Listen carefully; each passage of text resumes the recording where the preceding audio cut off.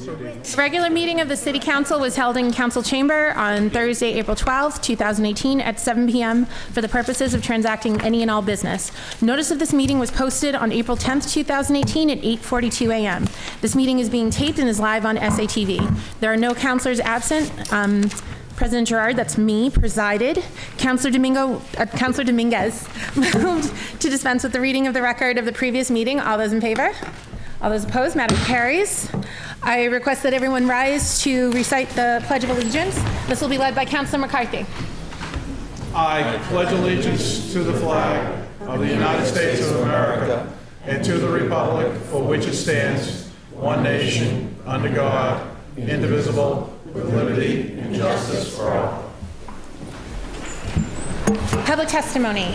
We have 3 people in the audience tonight.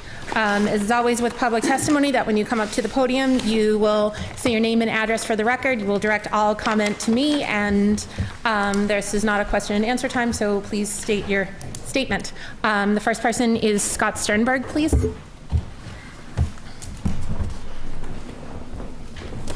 Scott Sternberg, Pickman Road, Salem, Massachusetts. Thank you, Council President. I'm talking on behalf, in support of the resolution for carbon pricing. I think carbon pricing is an important and critical vehicle for us to be able to mediate climate change. We can make a difference. It's, while it is just a resolution speaking to the state, I think it's an important statement that we, Salem, want to make a difference, want to step forward. It's aligned with Salem being the first community in Massachusetts to commit to achieving 100% renewable energy. I think it highlights and further speaks to the work that goes on in the Salem Energy and Resiliency Committee that has both delivered significant ideas that have resulted in both improvements in our environment and return on investment for the city.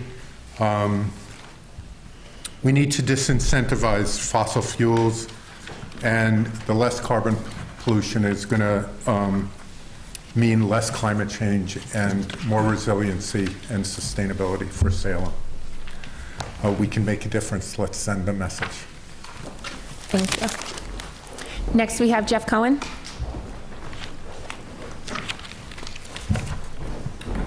Jeff Cohen, 12 Hancock Street, Salem, member of Salem Sustainability, Energy, and Resiliency Committee, and also Citizens Climate Lobby North Shore. Also talking about the carbon pricing.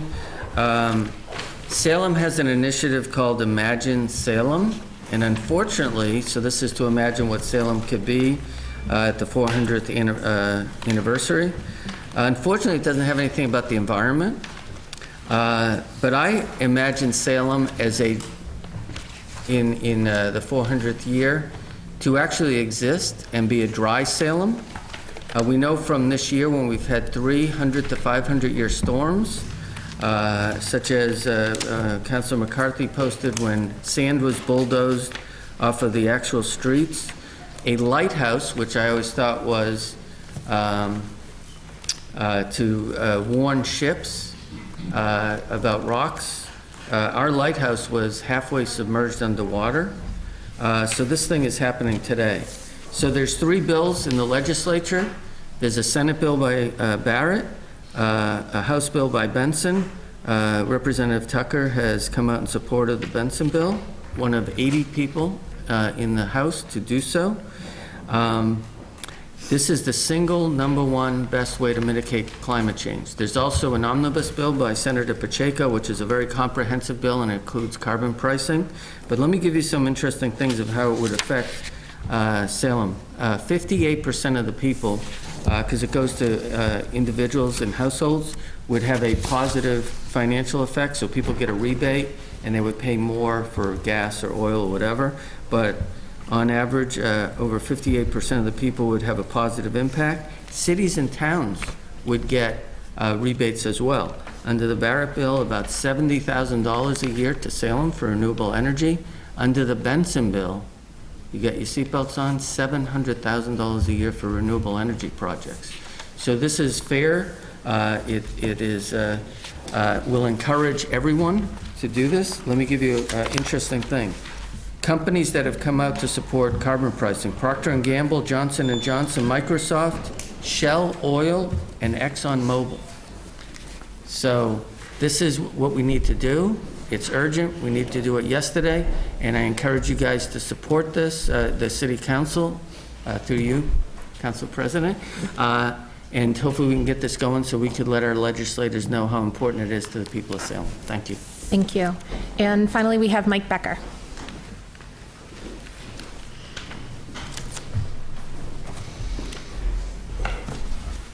Good evening, ladies and gentlemen of the Planning Board and City Council, or is it not joint? We're just City Council. And Just the name and City address Council. for the record, please. Thank you for hearing me on this matter. Bear with me, as I'm not a zoning attorney or Okay, public but Mike, speaker. name and address for the record. Oh, Mike Becker, 2 Thank School you. Street Court, Salem. I'm here this evening to oppose the proposed changes for the minimum lot size dwelling to the current B1, and to shed some light of the unintended benefits of the current zoning. I'm sure we can all agree that the current zoning has been of tremendous benefit to the Bridge Street neck. After the city spent tens of thousands of dollars installing new sidewalks and lighting, seeing that neighborhood flourish is exactly what I think the city hoped for. In the last 3 years, just on Bridge Street, 87, 89, 85, 91, 93, 95, and 103 Bridge have all been renovated, and 97 Bridge just sold, presumably to be renovated as well. It's not at all by coincidence that all of these are B1 zone. Also, 101, 98, 100, and 104 Bridge Street, existing multifamilies directly abutting and across the street, were also being renovated or have been renovated recently. It's worth noting that just prior to the extensive renovation 100 Bridge Street underwent was the home of a heroin trafficker convicted in May 2016.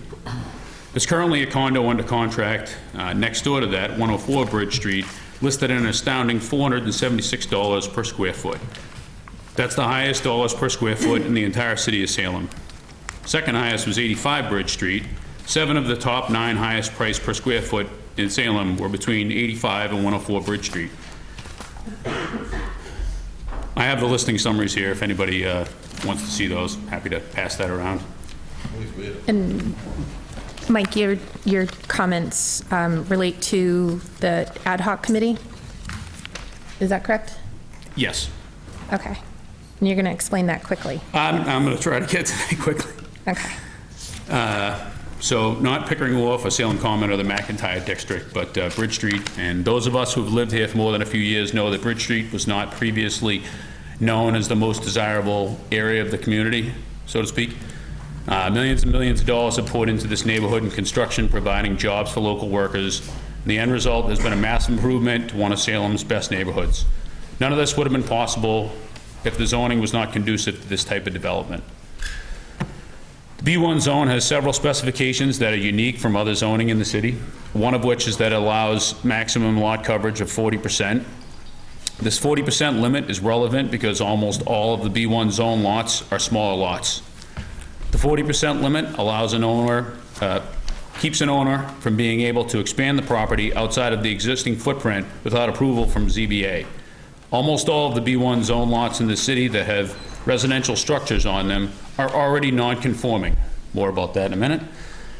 An increase of a non-conforming structure already requires a special permit from the Zoning Board of Appeals.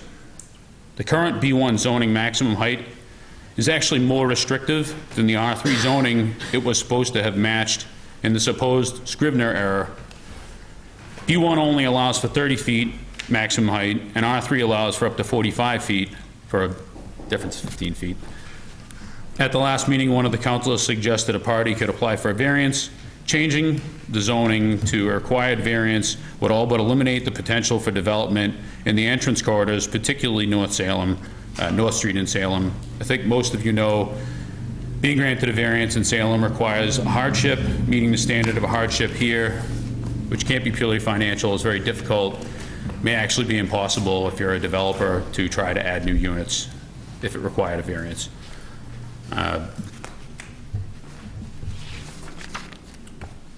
Per the mayor's State of the City address last month, the number one concern of people calling the mayor's office was that there isn't enough housing, or enough affordable housing. It's not that the housing units weren't big enough, or that someone gut renovated the two-family next door and turned it into a three-family.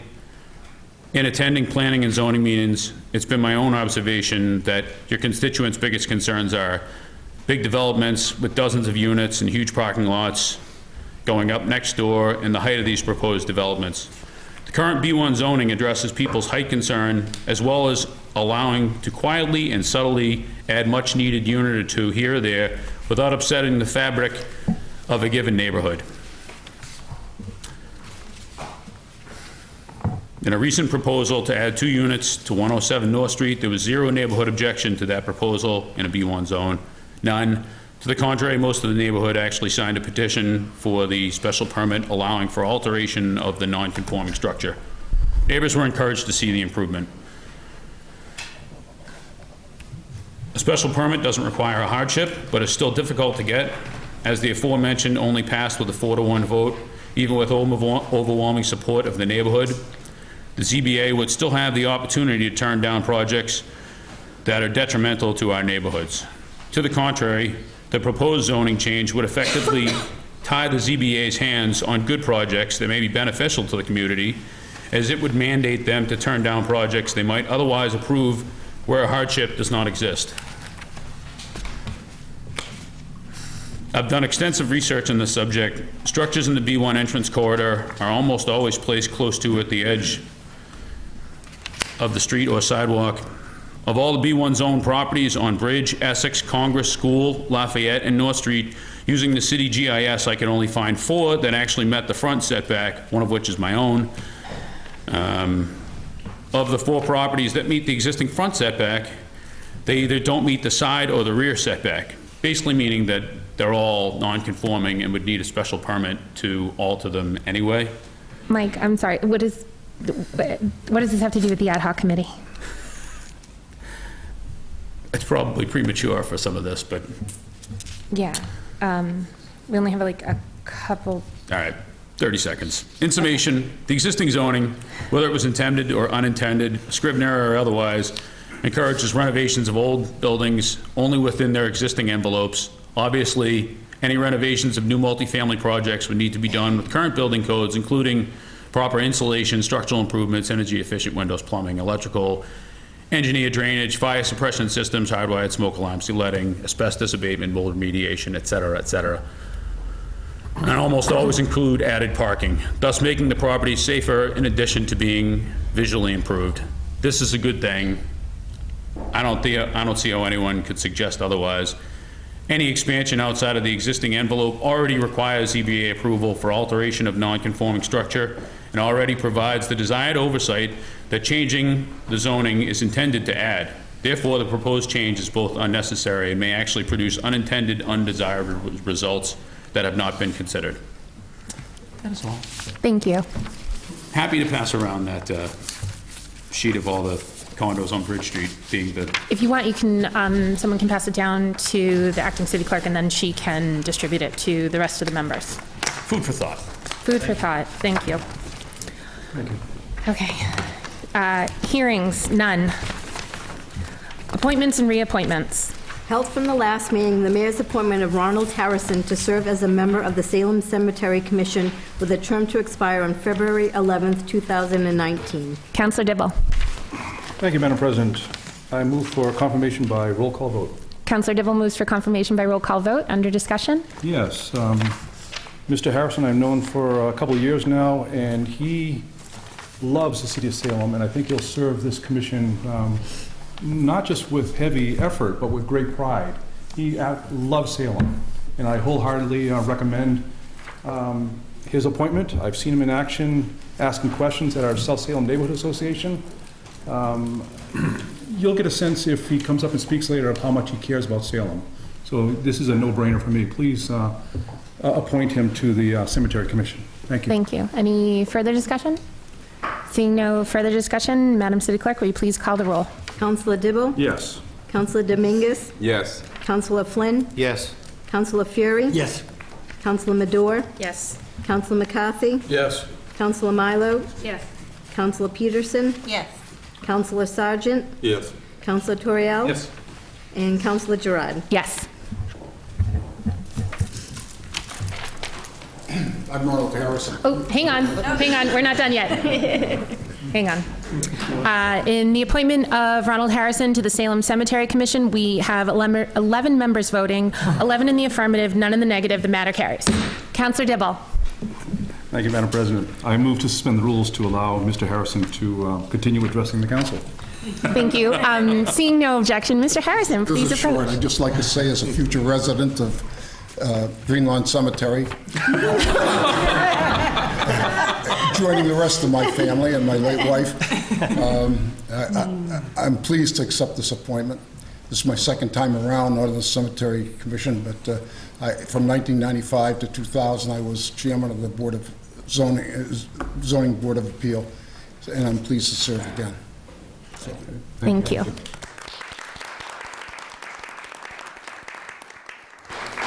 Further appointments and reappointments.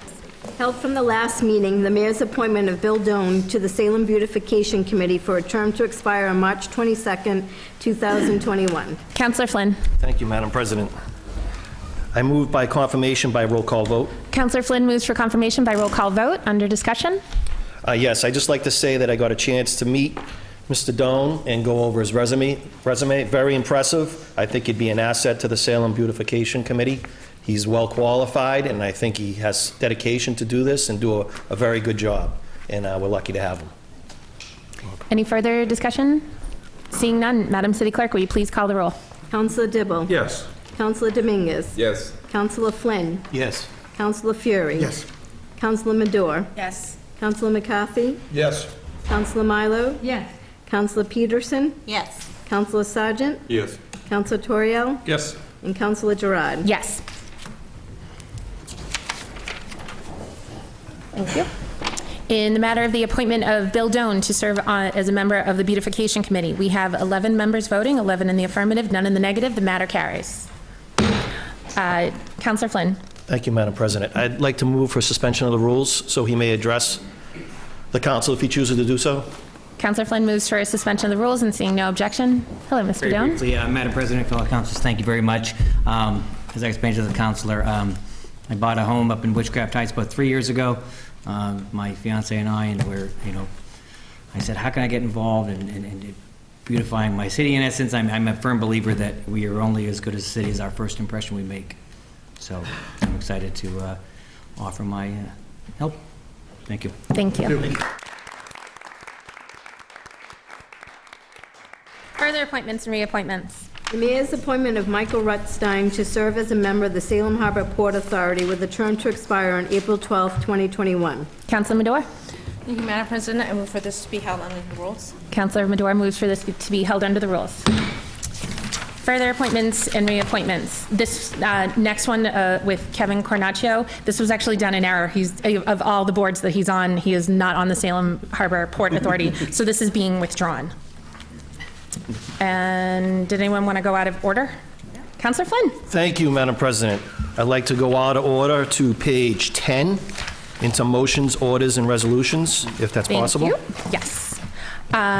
Motions, orders, and resolutions. Councilor Flynn. Thank you, Madam President. In the City Council, April 12, 2018, resolution, whereas a fire broke out at 155 Boston Street, Salem, at 11:07 a.m. on March 30th, 2018. John Parisian, a Salem resident from Hanson Street, saw and smelled the smoke when he was across the street at the Shell gas station. And whereas Mr. Parisian kindly called 911 and ran across the street to check the doors. Mr. Parisian unselfishly went into the burning building to help get people out and warn them that the building was on fire. He ran up to the third floor where he found two people sleeping. He was able to wake them up and they were able to flee the building safely. And whereas Mr. Parisian continued to run down to the second floor and with his adrenaline pumping was able to kick in the second floor door to evacuate the residents still inside. Mr. Parisian ran into police officer Sears on the second floor. Officers Pierce and Zering were also assisting the residents to safety. The 4 of them were eventually driven out by the smoke and the fire inside. And whereas Mr. Parisian should be commended for his heroic efforts and his readiness to risk his life to save others without reservation nor hesitation. Due to his courage to run into a burning building, no fatalities occurred and all lives were saved. And not therefore be it resolved that the Salem City Council publicly express their thanks and admiration for his bravery, and that his family and the citizens of Salem should be extremely proud to call John a hero. And be it further ordered that this resolution be made a matter of record of these proceedings, and that a suitable copy, along with the city seal, be presented to Mr. John Parisian. And I move for adoption. Councillor Flynn moves for adoption. Under discussion? I'd just like to say, I was actually working the day of this fire. I was down at headquarters, and by the time we got to the fire, Mr. Parisian, he was already gone. He didn't stick around for any praise. I found out later what he did, and I thought it was very, very heroic that he took the opportunity, well, actually went on his own without anyone asking him, and he went up to the 3rd floor above the fire floor, which is extremely dangerous, without any gear on, without any protection, just to go up to try to get people out and try to warn them. And as he went down to the 2nd floor and he kicked in the door where the seat of the fire was, he was driven back with another police officer. I think it's extremely brave. I think the city of Salem is very lucky to have a person like that that doesn't walk by a situation but actually helped out. And Ward 4 and the city of Salem were very proud to have him. I think it's a great thing. Thank you. Any further discussion? Councillor Dibble. Thank you, Madam President. I'd like to thank the good Ward 4 councillor for bringing this in.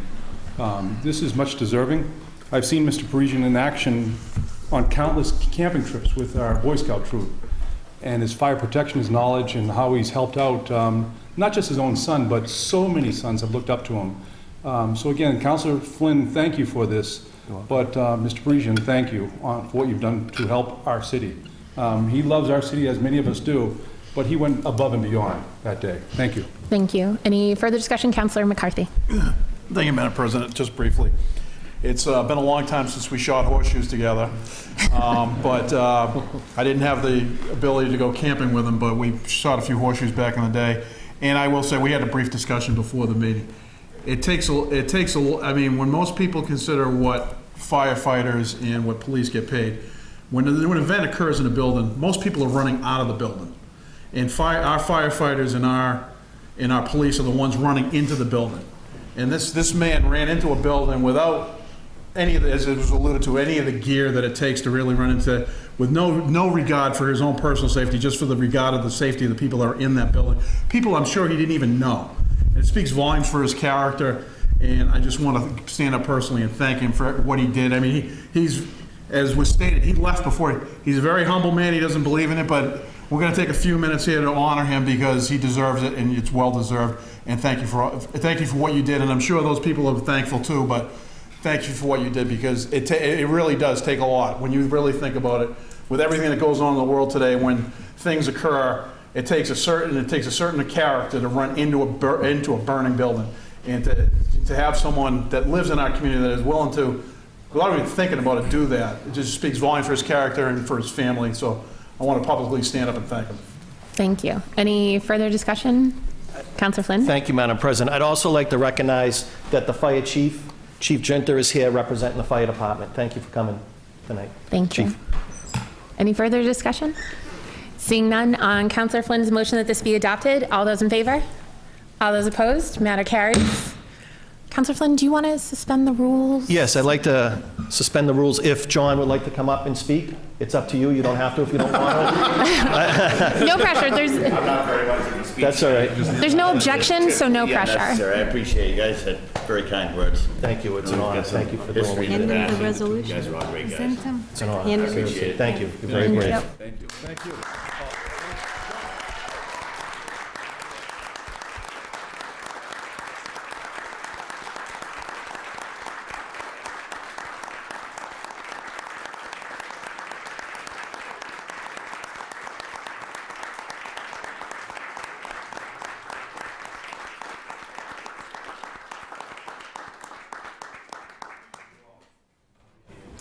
Counselor Dibble? 1 minute recess?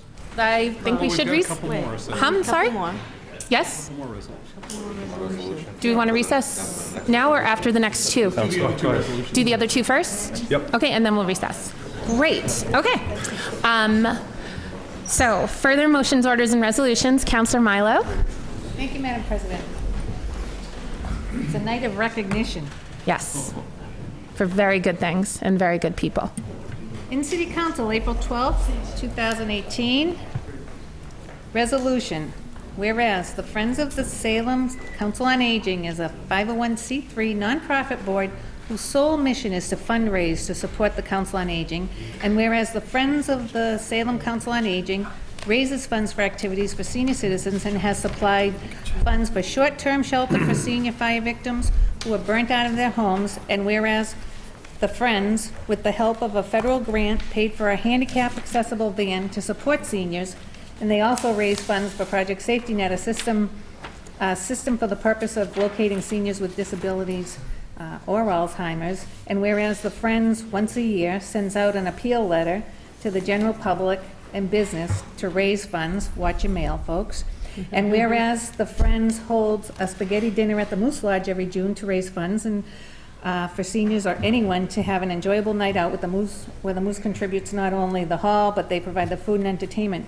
And whereas the Friends of the Salem Council on Aging has donated more than $16,000 over the past 2 years to benefit Salem's older population, now therefore be it resolved that the Salem City Council, on behalf of its residents, wishes to thank the Friends of the Salem Council on Aging for their community involvement and dedication to better the lives of Salem's senior citizens, and be it further ordered that the City Council makes this resolution a matter of record of these proceedings, and that a suitable copy, along with the city seal, be presented to the Friends of the Council on Aging in recognition of all of their efforts. And you move for And adoption. I move for adoption. Counselor Milo moves for adoption. Under discussion? Yes. The Friends of the Council on Aging are another Southwest group. It looks like we have a lot of people to honor here this evening, and I'm pretty excited about it. So while these folks don't necessarily go into burning buildings to make a difference in someone's lives, they actually do their business of fundraising to make a big difference in a lot of people's lives, to the point where they actually had or have approved what we call a scholarship for folks who might not be able to otherwise afford some of the programs that go on down at the center. And they put this kind of money in a kitty so that folks who want to partake of the festivities but may not necessarily have the funds to do so have an option to do that. I could go on and on and on. Selfless group of people. They have a wonderful leader in Andrew LaPointe, who is here this evening, and I would just encourage my colleagues to pass this unanimously. Thank you. Any further discussion? Seeing none, on Counselor Milo's motion for adoption. All those in favor? All those opposed? Matter carries. Do you want to suspend the rules? Thank you. Madam President, I'd like to present this to Mr. LaPointe, but I also understand that we've got a few resolutions, so after all the resolving is done, we're going to take a break so that we can have an opportunity to take photos and everything. But if I may, Yes, be able to present absolutely. it to Ann. It's an all-appoint resolution. The whole point family, right?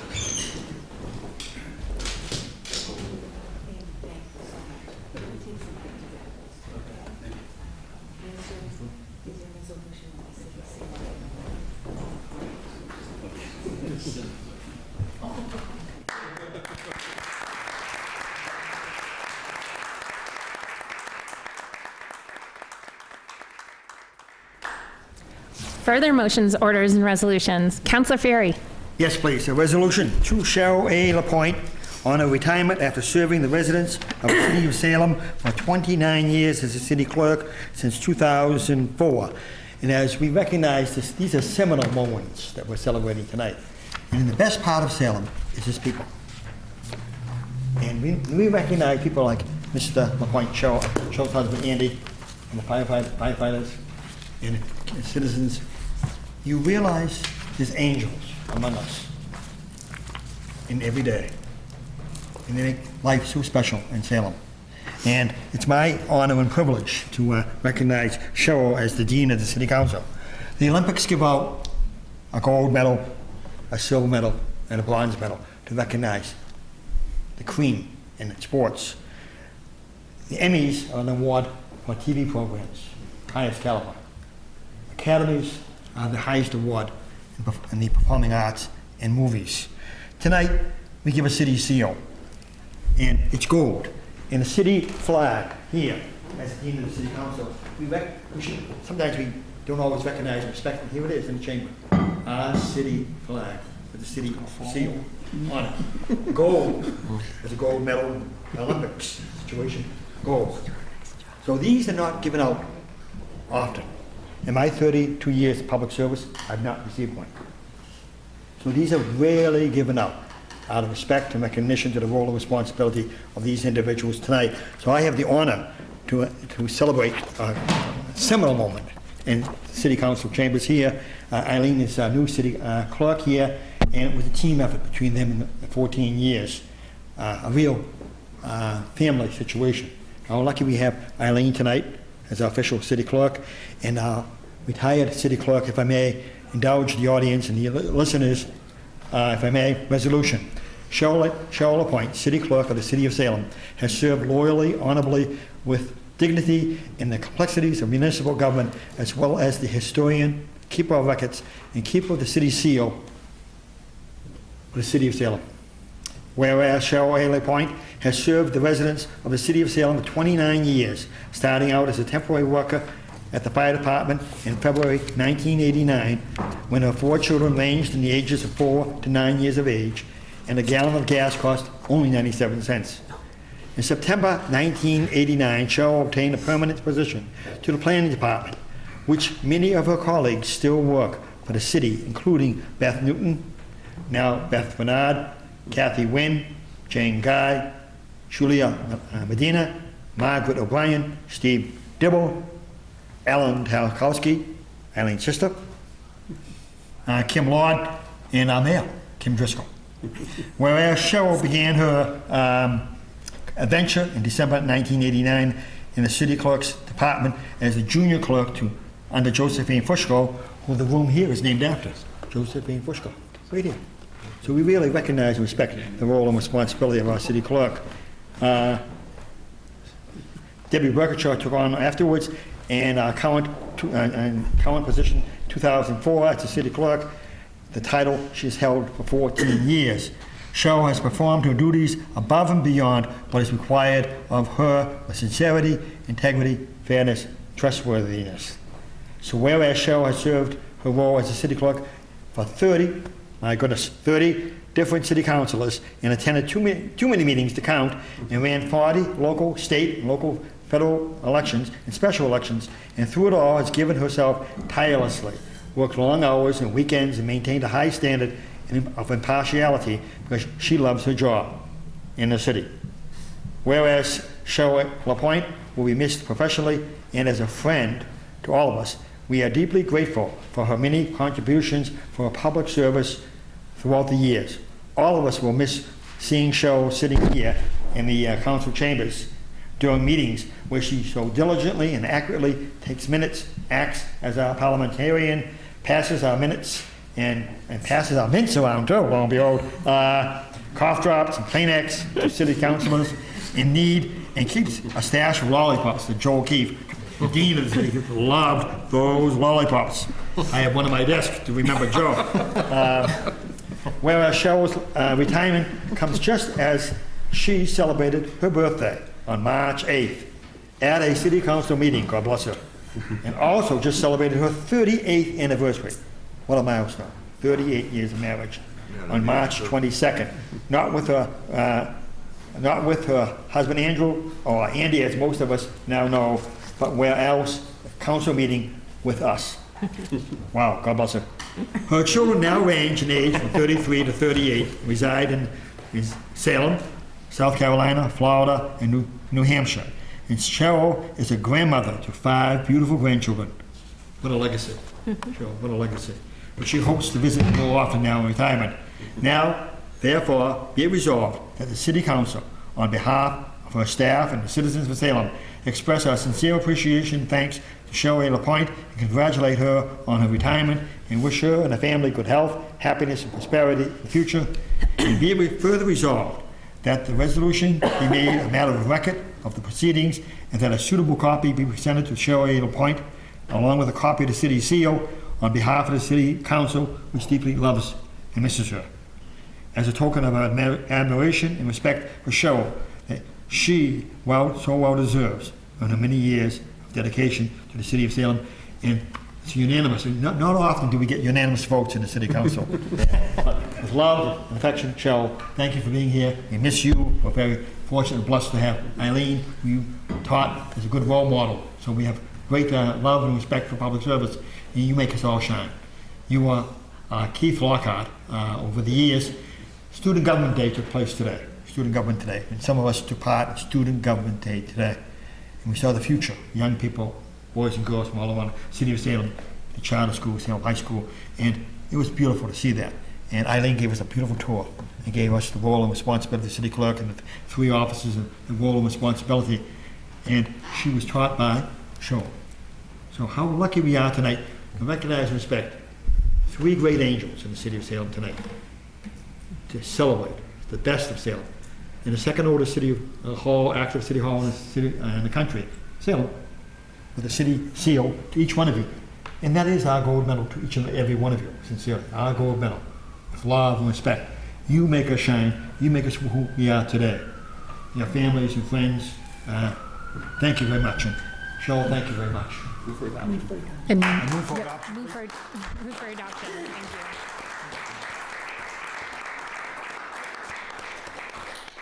Move for adoption, Madam President. Thank you. Councilor Fury moves for adoption under discussion. I don't know that you need any more discussion. Do you want any more discussion? With love. Any further discussion? Seeing none. On Councilor Fury's motion for adoption, all those in favor? All those opposed? Matter carries. Councilor Dibble. Thank you, Madam President. Move for a 1-minute recess. Councilor Dibble moves for a 1-minute recess. Seeing no objection, we are in recess.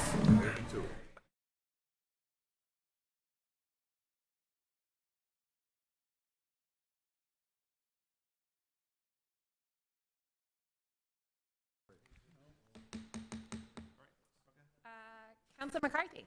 Thank you, Madam President. Before we turn to the regular portion of the meeting, I move that we go to page 18, please. Councilor McCarthy moves that we go to page 18 to petitions, to the second one? Yes, please. Yes. Okay, petitions. We have a request from Salem YMCA for use of city streets on September 9th, 2018 for their 10K Salem Road Race. Councilor McCarthy. Thank you, Madam President. I move for approval. Councilor McCarthy moves for approval. Under discussion? I don't have any discussion, but I believe the Ward 5 councilor has something to say about this one. If he could have the floor briefly. I mean, we had a conversation about this earlier, and it reflects more to his ward than mine. But Great, thank you. Councilor Terrio. Thank you, Madam President. Just briefly, last year's Salem Road Race was the largest race ever held in Salem, with nearly, I think it was 3,000 people. It was a huge success. It raised a lot of money. It was, the participants had a fantastic time. My wife and I volunteered and helped man a couple of intersections between us. I don't know, I think you ran it. I did. And the council president ran it. Bless her heart for doing so. That's too far for me. But the event was a tremendous success. We did have some traffic problems on Lafayette Street as a result of the route that they had initially used last year. I will just acknowledge that they, I had a discussion with, just for the record, I had a discussion before the meeting with former Councilor Legault, who's here in case there's any questions. He's representing Cambridge 5K and works for Notch, who is a major sponsor of it. But this event was a tremendous success before. They have made some alterations in the route that makes it less likely that we will have the traffic problems that we had in the first year. So I think that's a very positive change, and they've expressed a willingness to put more police on, have more police detail on it as well as necessary. So, I just wanted to discuss that has been, the major concerns from last year have been addressed. It was a tremendous event, and I'm looking forward to it being here again this year. Councillor Fury?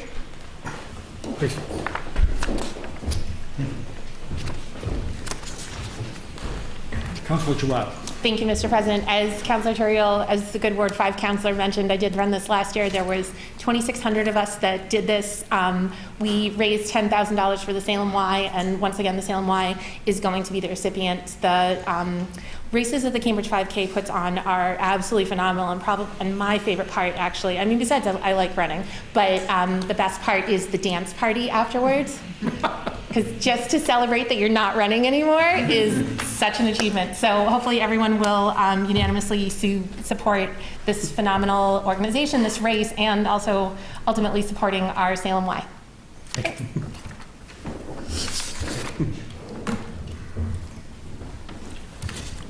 Any further discussion? Councilor Turiel. As long as we're bringing it up last year, I will make one further commentary regarding the dance-off, which I avoided. But the dance-off was a tremendous success. Unfortunately, that was also the source of the only significant injury suffered by a participant in the event. Al Snape, the owner of Far From the Tree Cider, blew out his Achilles while he was winning the dance-off and had surgery. Yeah. Wow. Yeah. It's an amazing dance party. Anyway, for any further discussion? Seeing none, on Councilor McCarthy's motion for approval, all those in favor? All those opposed? Matter carries. Councilor McCarthy. Thank you, Madam President. I move that we return to the regular portion of the meeting on page 6. Councilor McCarthy moves that we return to the regular portion of our agenda. Communications from the mayor. We have an appropriation of $81,668.70 from the Retirement Stabilization Fund Vacation Sick Leave Buyback account to be expended for 2 city employees, Jeffrey Cosbar from the Fire Department and Cheryl A. LaPointe, City Clerk. Councilor Turiel. Thank you, Madam President. I move for suspension of the rules. Councilor Turiel moves for suspension of the rules. Seeing no objection, Councilor Turiel. Thank you, Madam President. I also move for adoption. Councilor Turiel moves for adoption. Under discussion? Thank you, Madam President. Briefly, these are both, we're discussing Ms. LaPointe's, retirement and another employee. And I know specifically in the case of Ms. LaPointe, she spent a lot of time here working when she probably should have stayed home. And the buyback amount reflects that.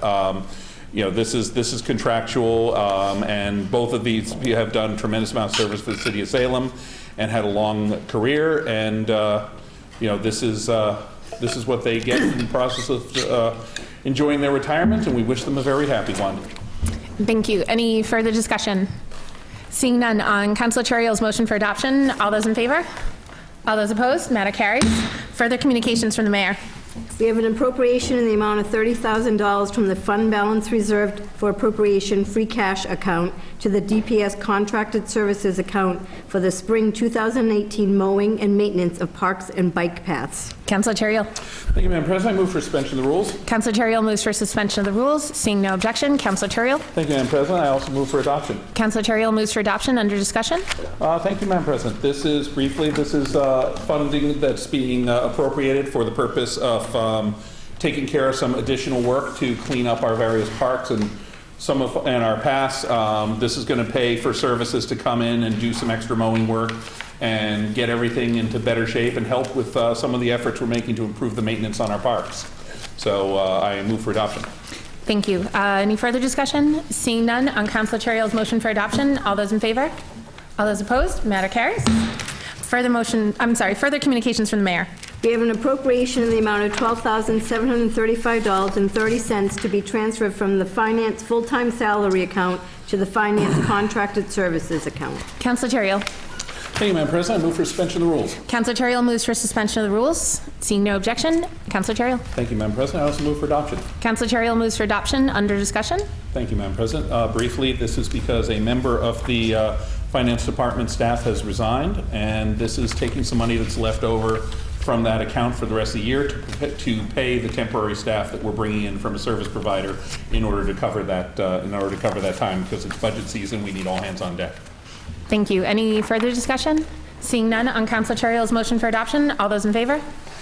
All those opposed? Matter carries. Further communications from the mayor. We have an appropriation in the amount of $12,000 from the fund balance reserved for appropriation free cash account to the collector's full-time salary account. Councilor Terrell. Thank you, Madam President. I move for suspension of the rules. Councilor Terrell moves for suspension of the rules. Seeing no objection, Councilor Terrell. Thank you, Madam President. I also move for adoption, but I'm having trouble finding my copy of the paperwork. So I'll say it slowly. Councilor Terrell moves for adoption. Under discussion. Not slow enough, huh? Yeah, thank you. Yeah, not slow enough because I don't have it. I discussed it, but I don't have it. So, knowing basically what this is a similar situation to the previous one where we brought in a person, and so we brought in a person late in the season. So that's my knowledge of it, but I don't have the exact paperwork to quote. Oh, good, it's coming over another copy of it. Good. Yeah. Yeah, we have the same situation. We have people out, and so we have to we're bringing in temporary help from a staffing agency to help with it. In this particular case, the reason for the employees being out is because of maternity leaves, but, so this covers that. Okay, I'm just, because I don't see the paperwork on it. Do we have it? Yes. I don't have it in my packet here. Yeah, we had a copy of it, and we had a copy of it, but we don't have the copies out on our desks. We have a copy of it in the master packet. Okay. That's what I'm looking in right now, is Yeah. my master packet. Yeah, I thought I did that. I move for adoption if I haven't already. Okay, Councilor Terrell moves for adoption. Any further discussion? Seeing no further discussion, all those in favor? All those opposed? Matter carries. Further communications from the mayor. We have an appropriation in the amount of $5,000 to be transferred from the Inspectional Services Department full-time salary account to the Inspectional Services Department in-state travel account. Councilor Terrell. Thank you, Madam President. I move for suspension of the rules. Councilor Terrell moves for suspension of the rules. Seeing no objection, Councilor Terrell. Thank you, Madam President. I also move for adoption. Councilor Terrell moves for adoption. Under discussion. Thank you, Madam President. We still have a couple of vacancies that have not yet been filled in the Inspectional Services Department. So as a result, they'd like to do a transfer of some of the money that had been allocated for full-time salaries to cover some of their additional travel expenses they've incurred, partly as a result of staffing of not being fully staffed. Thank you. Any further discussion? Seeing none, on Councilor Terrell's motion for adoption, all those in favor? All those opposed? Matter carries. Further communications from the mayor. We have a resolution adopting a resolution for carbon pricing in Massachusetts. Are we waiving the reading? Councilor first. Okay. Councilor Dibble? Thank you, Madam President. We waived the reading, I guess. Do you, or did you want to read this into record? I can read it. Nope. I'll hold off on that for now. If no other councilors have, if councilors don't have any questions on this, I move for adoption tonight. Okay. If they do, I'll read it and we can have a brief discussion on it. Okay. So Councilor Dibble moves for adoption. Under discussion. Under discussion. Yes, this is an important one to help our planet and to show the state legislators that we're supporting a long overdue action on this. I'd like to thank Ward 7 resident Scott Sternberg and Jeff Cohen for their testimony here tonight. Jeff did a nice job overviewing what this is. I've attended many meetings on this, I think 3 or 4 this past fall alone, on carbon pricing, and I wholeheartedly support this effort. 2 or 3 of you have commented on the sticker that I have on the back of my truck. It's actually a magnet that supports carbon pricing. This is right up my alley, and I wholeheartedly support it, and hopefully we all endorse it. Again, if anybody has questions on this, we can send it to committee. If not, please let's adopt it tonight. Thank you. Any further discussion? Seeing none, on Councilor Dibble's motion for adoption, all those in favor? All those opposed? Matter carries. Mayor's informational page. We have a letter from the mayor regarding an informational update relative to joint litigation against opioid manufacturers. Council McCarthy. Thank you, Madam President. I move that it be received and placed on file. Council McCarthy moves that this be received and placed on file. All those in favor? All those opposed? Matter carries. Motion, actually, we're going to page 11, I think, for motions, orders, and resolutions. Council McCarthy. Thank you, Madam President. City of Salem, City Council, April 12, 2018, ordered that the attached tag day application for Salem High School boys tennis for April 15, 2018, and April 22, 2018 be granted. Council McCarthy moves that the tag day application be granted. All those, under discussion. Thank you, Madam President. Briefly, we're doing it this way because, as you can see by the dates, one's next week and the one's the following week, and we don't meet in order to pass this, we have to do it this way. So I think that the Salem High School boys tennis is going to probably need to do a couple tag days, because I don't know where they've been practicing, but it's been cold. So I'm sure they've been inside for a while, so I'm sure they want to get outside. So I move for adoption. Council McCarthy moves for adoption. Any further discussion? Seeing none on Council McCarthy's motion for adoption, all those in favor? All those opposed? Matter carries. Further motions, orders, and resolutions. Councilor Terrio. Thank you, Madam President. City Council, April 12, 2018. Order the monthly financial report dated March 31st, 2018 be referred to Committee on Administration and Finance. I move for adoption. Councilor Terrio moves for adoption. Under discussion. No discussion. Seeing no discussion and no further discussion, all those in favor? All those opposed? Matter carries. Further motions, orders, and resolutions. Councilor Terrio. Thank you, Madam President. City of Salem, City Council, April 12, 2018. Order that the year-to-date budget report dated January through March 2018 be referred to Committee on Administration and Finance. And I move for adoption. Councilor Terrio moves for adoption. Under discussion. No discussion. Seeing no discussion on Councilor Terrio's motion for adoption, all those in favor? All those opposed? Matter carries. Further motions, orders, and resolutions. Councilor Peterson.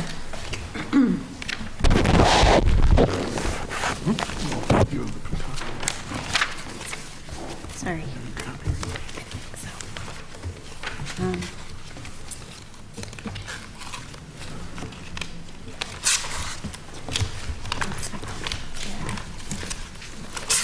Well, I can just read this one.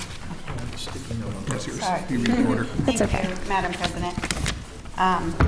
City of Salem, City Council ordered that a trial period of up to 60 days on the following traffic recommendation, Chapter 42, Section 74, General Prohibition Towing Zone, Whalers Lane, westerly side, starting at Fortune Way and continuing in a southerly direction to Cavendish Circle, no parking tow zone.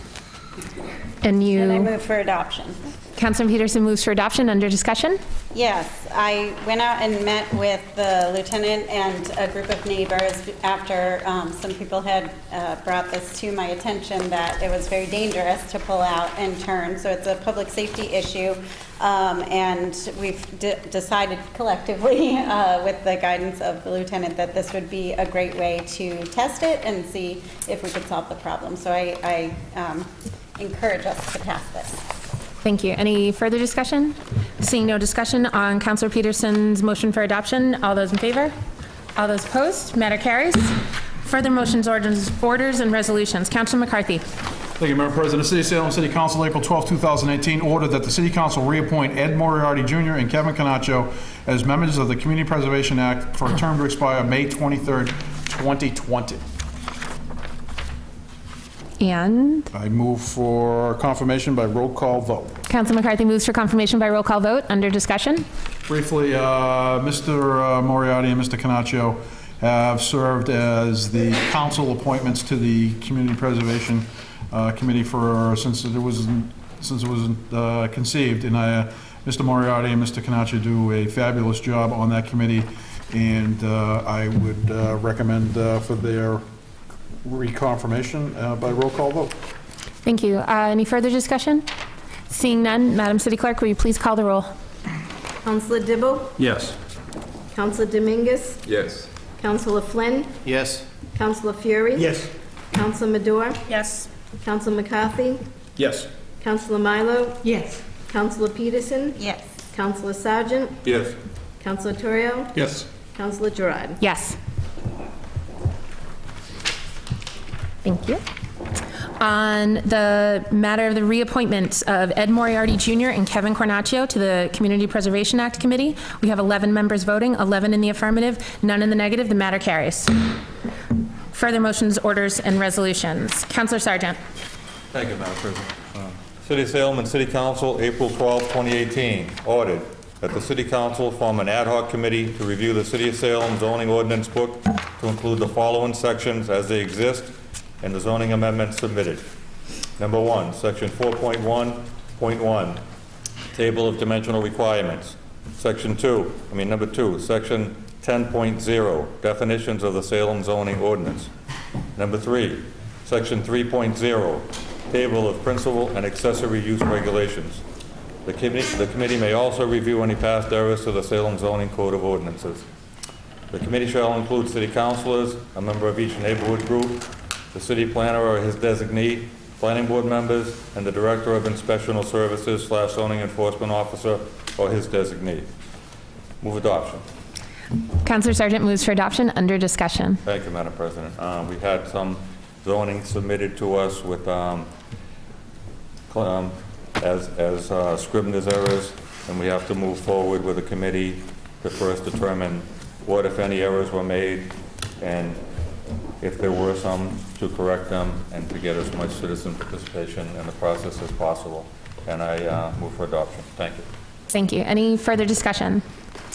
Councilor McCarthy and then Councilor Dominguez. The only question I would have to the at-large council would be, it says that the city council that it may exist, forms a committee. How many city councils is it going to be? And who are they? That's my only question. We were all at the zoning meeting the other night. And for the record, other than the parking amendment to the NRCC, every single one of these Scribner's errors was brought in by the building inspector, the inspectional services director. And because the reason he brought him in was because he's the guy who, when people submit their plans or people are asking for a change or asking to do something, he's the guy that, when challenged, they're going to bring out the book. And when you go to the book that was recodified, in his opinion, there were some, if you go back to the original book, which we recodified from, there were some admissions or errors or whatever you want to call them, and I commend everyone for wanting to make sure we get it right. But it's just a matter to make sure it reflects what was in the book prior to the recodification, because if we're going to make any changes beyond that, that goes through a whole other process. But my only question would be how many city council members are going to sit in an ad hoc committee, because as we all know, an ad hoc committee is not the entire council. It's a percentage of the council that doesn't reflect a quorum of the whole council or any one committee. So that's what you have to be reflective of when you choose an ad hoc committee. That would be my only question, as to who is on the committee and who are the members. Just in case it's me, I got to be able to go to a meeting. So, Councilor Sargent, do you want to answer that first, or would you like me to take Councilor Dominguez's question first, and then you can answer both? I can answer roughly. Okay. It's city councils and planning board members. Not all. We went through a zoning review I was on for almost 10 years. Not every member of the committee is able to show up. Some people have questions about one thing and not another. So there'll probably be a couple of meetings with the neighborhood groups and all that. And I want it to be any city council that wants to show up and speak on it, and any planning board member. I actually omitted the planning board, and the Ward 7 councilor made a correction and put in a planning board member, so I apologize for that. But it's just anybody who has any questions, show up. We can have a committee of whoever we decide. So we'll have meetings. All the councils are invited, similar to co-posting committee of the whole. If we have an ad hoc committee, the public can show up, and if we had 5 councilors on, the other 6 could also show up. So it's going to be as much involvement as we can get in it. First of all, again, to determine if there are certain errors. I'm not so sure that there were errors. I think I see a lot of them as promoting or favoring development, and it's just strange to me, and I don't know if anybody's certain fault, but none of the errors takes anything away from development. They seem to all give something. So there's some questions about it, and we have to make sure that we get those questions answered. So Okay, Councilor McCarthy, you had your hand up when Councilor Sargent, and then Councilor Dominguez, do you want to go Just first? quickly, thank you, Madam President. I think that World Control 1 referred to my question, but I have second part of that. If we elect or select how many councilors are going to be there, and how we choose those that had to be on that working group. But I recommend that those who are being selected are the ones who really have the knowledge. Because I was here at the last meeting, and the public hearing, and I have to admit that most of the things that was discussed went through my head. So we need to have people who are really going to bring some solution, because we need to come with some result at the end of the day, because I think this is a very, very, a strong subject that needs to be taken care of as soon as possible, and that's what we was elected for. So if we decide how we're going to elect or propose who's going to be in it, I would like to, to take into consideration people who really know what they're doing about zoning, so they can be able to be a very good asset. Thank you. Thank you. Councilor McCarthy.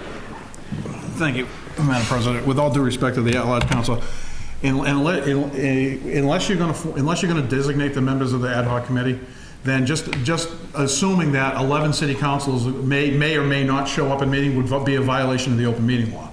So this happened when I was the liaison to the Park and Rec Commission. The Park and Rec Commission was taking up whether or not the city wanted to lease out the golf course.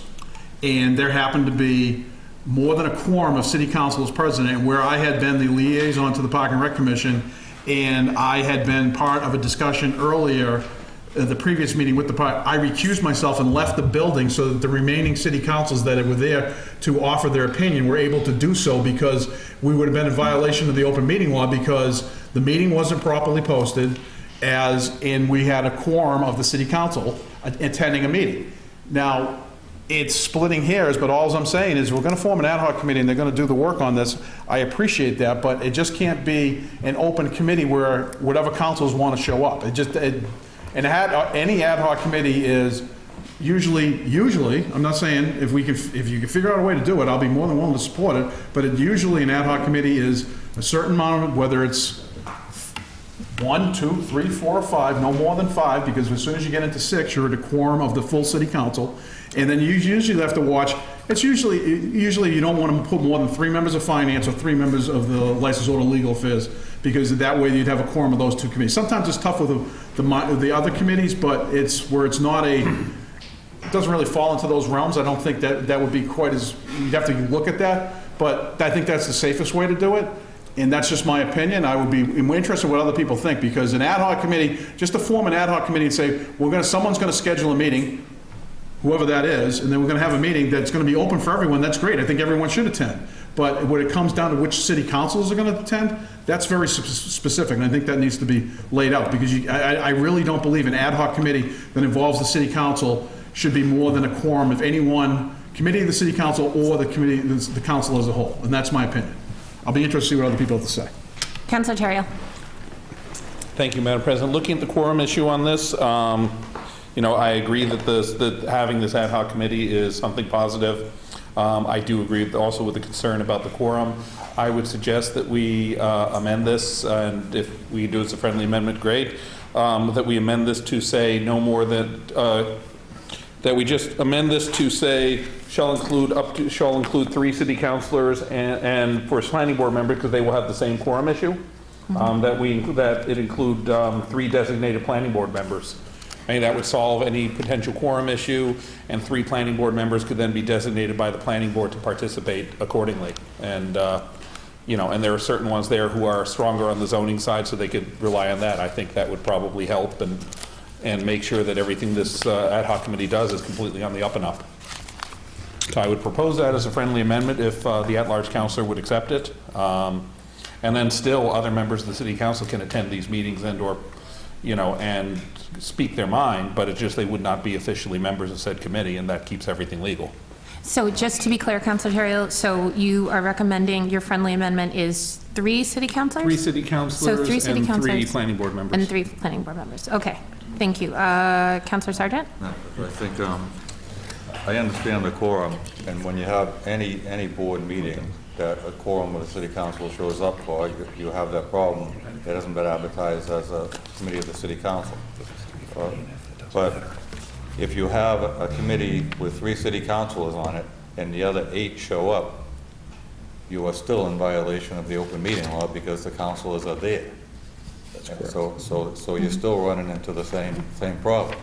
So you simply have the 11 of us on it, not all of us are going to show up, but all you have to do is advertise it, that the city council will be there, the planning board will be there, and we can decide. There might be 3 of us there, there might be 5 of us there, but everybody should have, be able to show up. So whether you're on the committee or not, you can show up if you're not on the committee, and you still run into the quorum issue if there's more than 6 of us. So only putting 3 of us on it doesn't solve the problem of advertising if there's going to be more 6 of us. It actually makes more of a problem, because if there's more than 6 or there's 11 of us on there, we have to advertise it. If we put 3 on it and don't advertise, and 3 more show up, we have a violation of the open meeting law because we didn't advertise it as such. So why not just advertise it as an ad hoc committee meeting of the city council, planning board, and concerned citizens, neighborhood groups. So you just have to advertise to avoid running in trouble with the quorum issue. Councilor McCarthy. Briefly, if an ad hoc committee of the city council is forming a committee. Therefore, if you're going to form a committee and you are going to advertise it, then all the meetings have to be in city council chambers.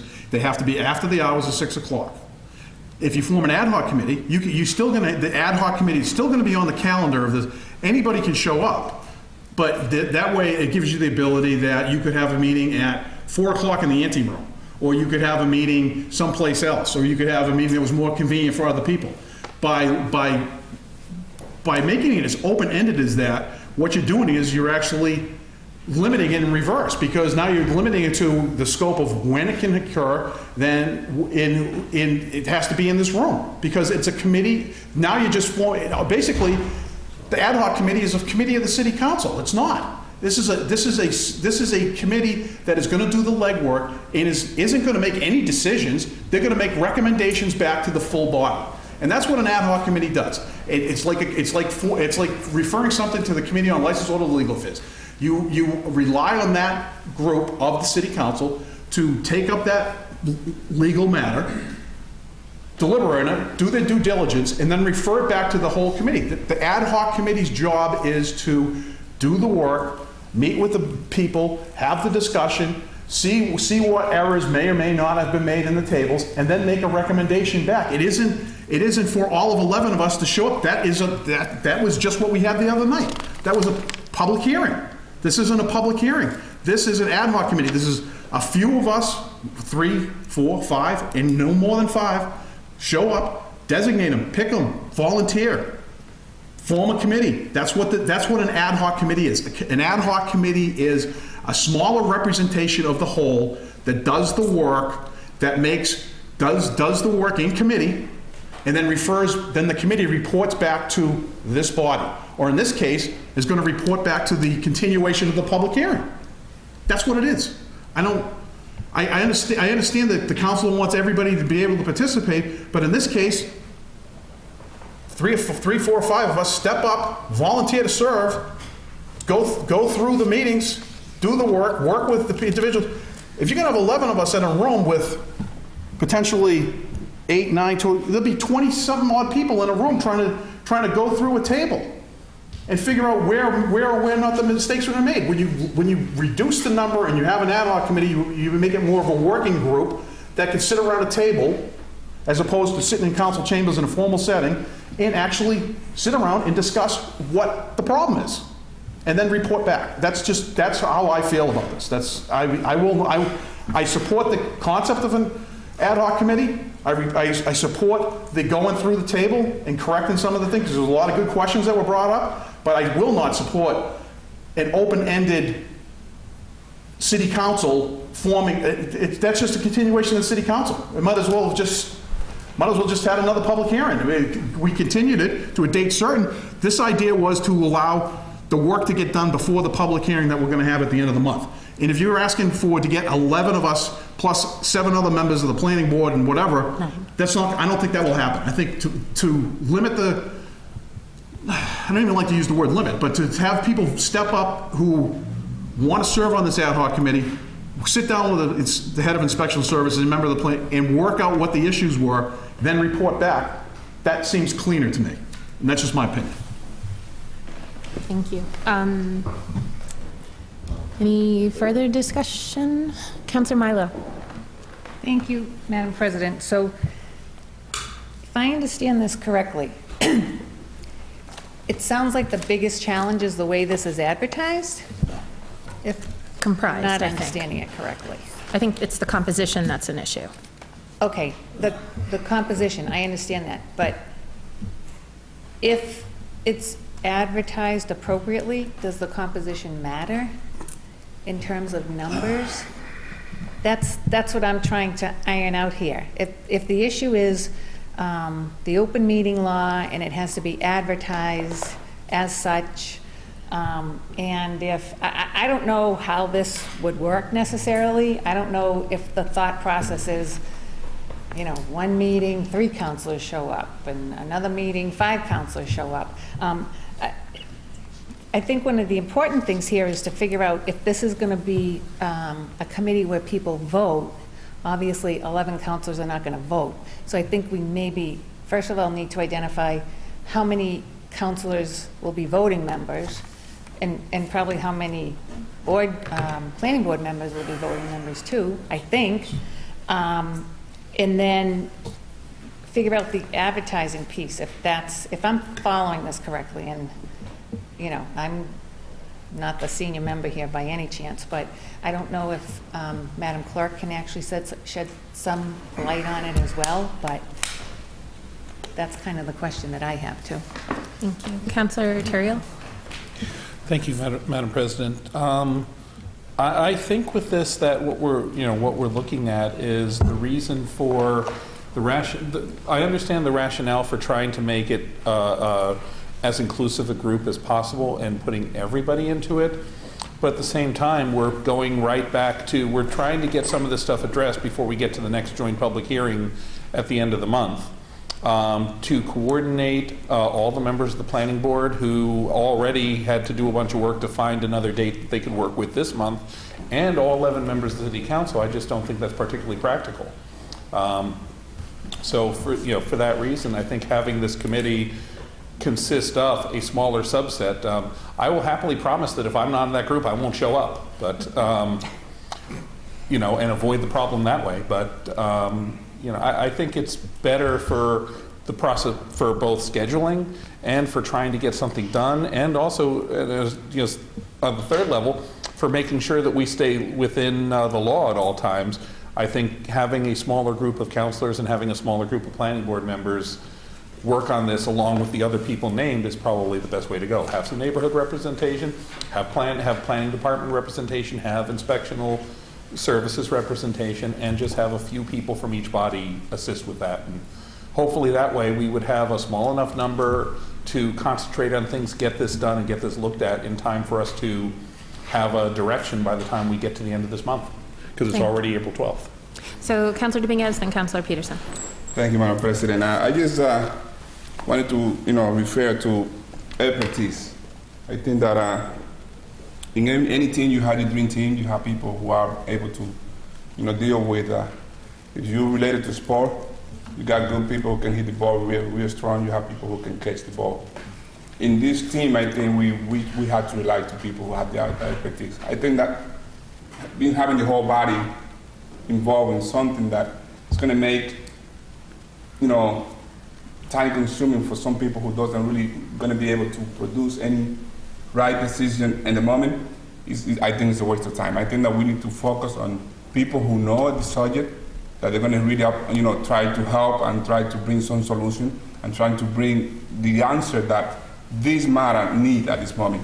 So I believe that what we should do is to select the one that really are very involved in that issue and try to be part of that committee and try to get involved and try to bring some solution.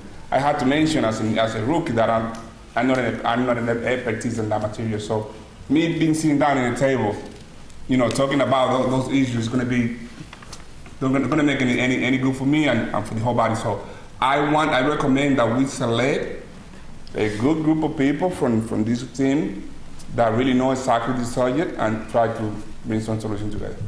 Thank you. Councilor Peterson. Thank you, Madam President. I'm not sure how to do this procedurally. Maybe it's an amendment that I'm recommending or moving, but I would like to ask to see if we can see a show of hands of who'd be interested or who sees themselves jumping off of the good at large councilor's recommendation, who sees themselves as somebody who can speak to this subject and who would be interested in being part of the committee. Okay. Councilor Sargent? Oh, are you the only one interested? Or are you? Okay, so Councilor Sargent, Dibble, Councilor Dibble, did you have, okay, so Councilor Sargent, Councilor Dibble, and then Councilor McCarthy. I got interested too. Wait, are you saying you're interested, or did you want to say something? No, I'm interested, but I could work a compromise if everybody's done speaking. Okay, so we have Councilor Dibble and Councilor McCarthy, so you did not want to, I just want to make sure. Well, I'm interested. No, do you want to speak? I don't want to speak out of turn. No, you were going to be next. If you wanted You to were speak, volunteering. you were up. You're up at bat. Thank you. These two are on deck. Thank you, Madam President. You're welcome. I would accept a friendly amendment that not more than 5 a committee of not more than 5 city councilors, and I don't know how many planning board members. It would have to be 4 to not be a quorum. They're 3 9. would be safer, right? Don't they have 8 members? No, say not more than 5 because They have 9. we can have 5 at the most without being a quorum, but we still have to advertise every meeting in case more councilors show up. So that's a moot point. And I believe we still have to have the meetings here in city council chambers. Most of our meetings should be here. We've had meetings in other places like Bentley School and Salem High School, but we've got one of the second oldest chamber in the country, as Councilor Fiore is very good at reminding us, and rightfully so. We should be meeting here. And we should be meeting after 6 o'clock like most of our meetings so working people can make it. 4 o'clock meetings are difficult. People can't always take vacation time and get out of work early to get to them. So that's the way I see it, and I would accept that not more than 5, and the council decide how many planning board members, and very good idea for the show of hands. I was going to think of a Then I'll amend my friendly amendment to fit those numbers. Yeah. Great. Okay, so then Councilor Dibble, then Councilor McCarthy, then Councilor Madore. Dibble, McCarthy, Madore. Thank you, Madam President. You're welcome. I'd like to thank the good at-large Councilor Sargent for bringing this matter forward at the joint public hearing with the Planning Board and ourselves, the City Council. I found it a little confusing. We had a whole bunch of minor typos and minor Scrivener's errors from a decade ago when those changes weren't made. But we've been living with a lot of those changes for a decade. Some of those changes that were Scrivener's errors we heard were actually not Scrivener's errors, but they were zoning changes at the meeting. Then one of the issues was not a Scrivener's error, and it wasn't a zoning change, so I really don't know what it was. It had to be one of the two, I think. I'm not sure. It was a little odd how we had 5 different orders submitted to us, and each of those orders had multiple parts. I'm kind of curious why it wasn't one order with 20 parts. Why do we have 5 orders with 2 or 3 or 4? One order that got removed had maybe 10 parts to it, 10 changes listed to it in the industrial area that we didn't hear at the meeting. Example, one of the orders had correcting Scrivener's errors on some of the fencing around the pools and then fencing in general, different zones, 2 different orders there. But on one of those pages, it talked about fencing. Then later in that same order, it talked about changing the B1 to allow residential up above. And that, it was apples and oranges. And it was really confusing how there were so many issues on 5 different orders. It would have made sense if it was all in one order, or properly divided into like-type categories, put all the fencing in one place, et cetera. So with that, I'd like to say, and the good at-large Dominguez's comments here, I agree that if we're going to put, if we're ever going to form committee or recommend our counselors to specific boards or commissions or ad hoc committees, or et cetera, like what the good president did this time, I think she thought about our liaisonships, and she, I think for the most part, she nailed it. You put me on the Conservation Commission, which I was a conservation administrator 20 years ago, and although they meet the exact same nights that we meet, I would love to be able to go to the meetings. So I think he did a good job there. I think we need to put the right people on the right commissions, as the good at-large counselor just said. So with that, if it's going to be a smaller group rather than the whole body, I'd like to volunteer my services, but in saying so, my undergraduate degree, I basically studied city planning with coursework in zoning and growth control techniques. I worked on the zoning ordinances and mostly the zoning map changes for the city of Salem for a good number, 10 years or so, in the 80s and early 90s. So I have a little bit of experience in zoning, and I'd like to offer that to this board to represent us on this ad hoc committee. But I think it's very important that the good at-large Council Sargent be on it, because he spent countless years on the zoning board of appeals, and I frequently go to him. Even though I have some experience in zoning, I go to him for a sounding board on zoning changes that come before us. So with that, I'd ask for your consideration. Thank you, Madam President. Wait, am I setting the members? I don't think I would set the members. I believe the council president chooses the membership. If I'm not, I believe that's the way it works. Normally, because there was just for clarification, because there was an ad hoc committee that Councilor Milo brought in, but she already had members picked out. I didn't have to make any decisions. I would assume that if Councilor Sargent brought this in, that he would reach out to the members that he would want. That since he wants to lead it, I would love to let him lead it. Some of them, I have to change that. Okay, so continuing, Councilor McCarthy. The last thing, I mean, I only brought up the point that if it's an ad hoc committee, they don't have to meet after 6 o'clock, as was city council committee meetings there. If they want to, they can meet whenever they want. The only other suggestion is, this is a very formal setting and isn't very conducive to a meeting, and a lot of us took advantage of the going over to the new City Hall Annex, which has very nice conference rooms, which has ample room, has big tables and chairs where everyone can sit down, put their stuff, sit around a table, and actually have an open discussion, and maybe even put something on one of the new view boards in one of the conference rooms. So I would, as much as I love this council chamber, when you look at ad hoc committees do not have to meet in council chambers. They could meet in the anteroom. They could meet here. They could meet at 120, but we're not going to be in 120 anymore. We're going to be right across the street starting next week. So I would take advantage of our new building, and I would take advantage of the new amenities in there. Big table, sit around a table, put your notes and everything you got in front of you, sit around, have a discussion. The building inspectional services, I don't remember the layout of the whole room, but there's a meeting room on his floor, and work it out so you can do it right then. That's my opinion. I think that's the way it should be done. That's why it's an ad hoc committee. It's not the license or legal affairs. It's not the finance committee. It's not government services. It's an ad hoc. Ad hoc means less than the whole, not part of any other committee, to do the work with a specific task in mind, to report back. They're going to make recommendations back to, in this case, the public hearing. At that point, it could be debated again, but at least they're going to do the work to try to answer a lot of those questions, the what, when, where, why, hows. So that's my recommendation. Thank you. Then Councilor Madore, Councilor Terrell, and then Councilor Sargent. Did you want to add something after? Good point. Okay. Okay, so then Councilor Madore. You had your hand raised. Yes. You just want to be on. Thank you, Madam President. I just have a question about the purpose of the committee itself. Will we be using this ad hoc committee to refer to matters that might come out of the public hearings with the planning board jointly? Is it kind of a committee where if we find an additional concern that we refer to this committee, because it feels a little redundant to have an additional committee potentially discussing the same matter without full advantage of a public hearing, even though we include the neighborhood groups. So I wonder if this is a little bit redundant of what we already have in place for the process. Thank you. Councilor Terrell. Thank you, Madam President. Just, I think I can address a little bit of what the Ward 2 councilor just brought up. So we have certain constraints to what was brought in and advertised for the joint public hearing already.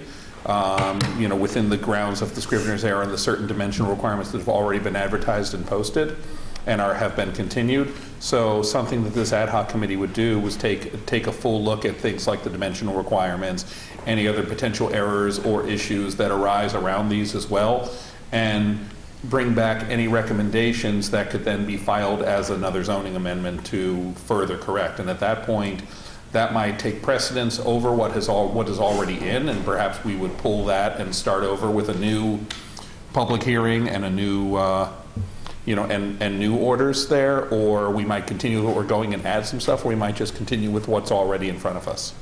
So, but the ad hoc committee can take a look at, all the stuff around it and not just what's already been posted. Okay. Then, anybody else? I just... Counselor Sargent? I suppose we can... thank you, Madam President. So I suppose we can have some latitude, but I thought we were going to be discussing what was brought before us and what we discussed before the planning board, the main title, to find out first if there were errors. If these were brought forward as zoning changes, we'd be discussing them as a zoning change. But the ones that were brought forward as errors, the burden of proof is on somebody to prove there were errors.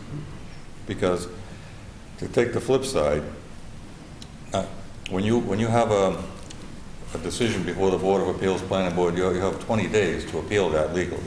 And after 20 days, it's over if you don't file the appeal. Well, this is 9 years later. So let's play the devil's advocate, and we have a developer and their lawyer before the Board of Appeals, and they mention a certain thing that they can develop this by right. And somebody would say, no, you really can't. And they say, well, it's in the zoning book.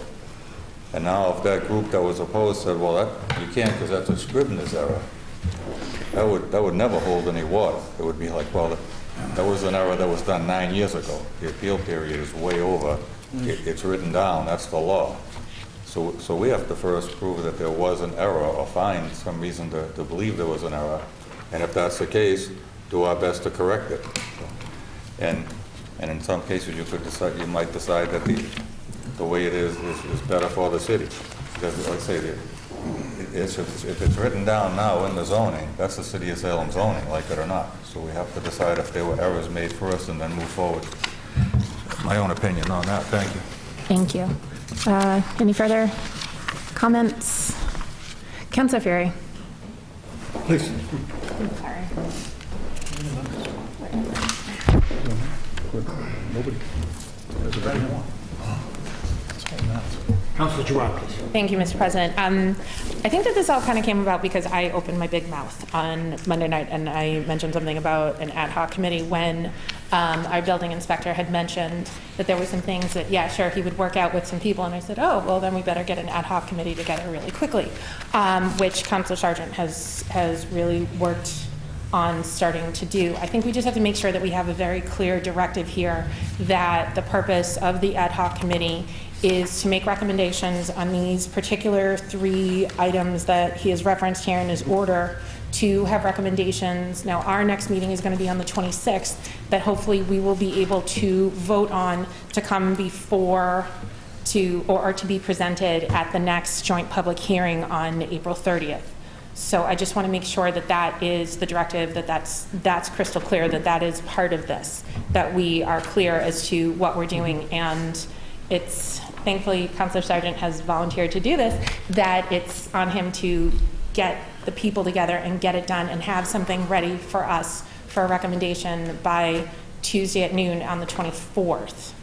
So hopefully with whomever you can get together, because this sounds very big because if we have everyone from each neighborhood group, that's about 10 neighborhood groups, then no more than 5 of us, so that's now 15 people potentially, our building inspector, our city planner, and then 3 or 4 planning board members. We're talking almost 20 people here. So we have to, I would like to ideally, since even though that's an hour behind, I would like to get this worked out as quickly as possible and then give him his directive and send him on his way to do his ad hoc committee. So if we can just finalize who and get it going.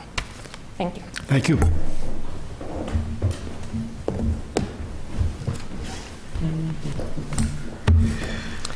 Any further discussion? Move the question. Moving the question. Okay, so so the adoption, so as amended, just want to be sure that we have this correctly, that the adoption will be city council not more than 5 or up to 5 members? Is this correct? And then planning board not more than 4? Are we still going to have every member of the neighborhood group or a representative, Councilor Turiel? Madam President, they can be invited to send a representative, but it wouldn't be, we wouldn't require that they do it in order to go forward. If the neighborhood group chooses not to send anybody, then. Okay, we're comfortable with that? That's exactly the way it's written. Yeah. Okay.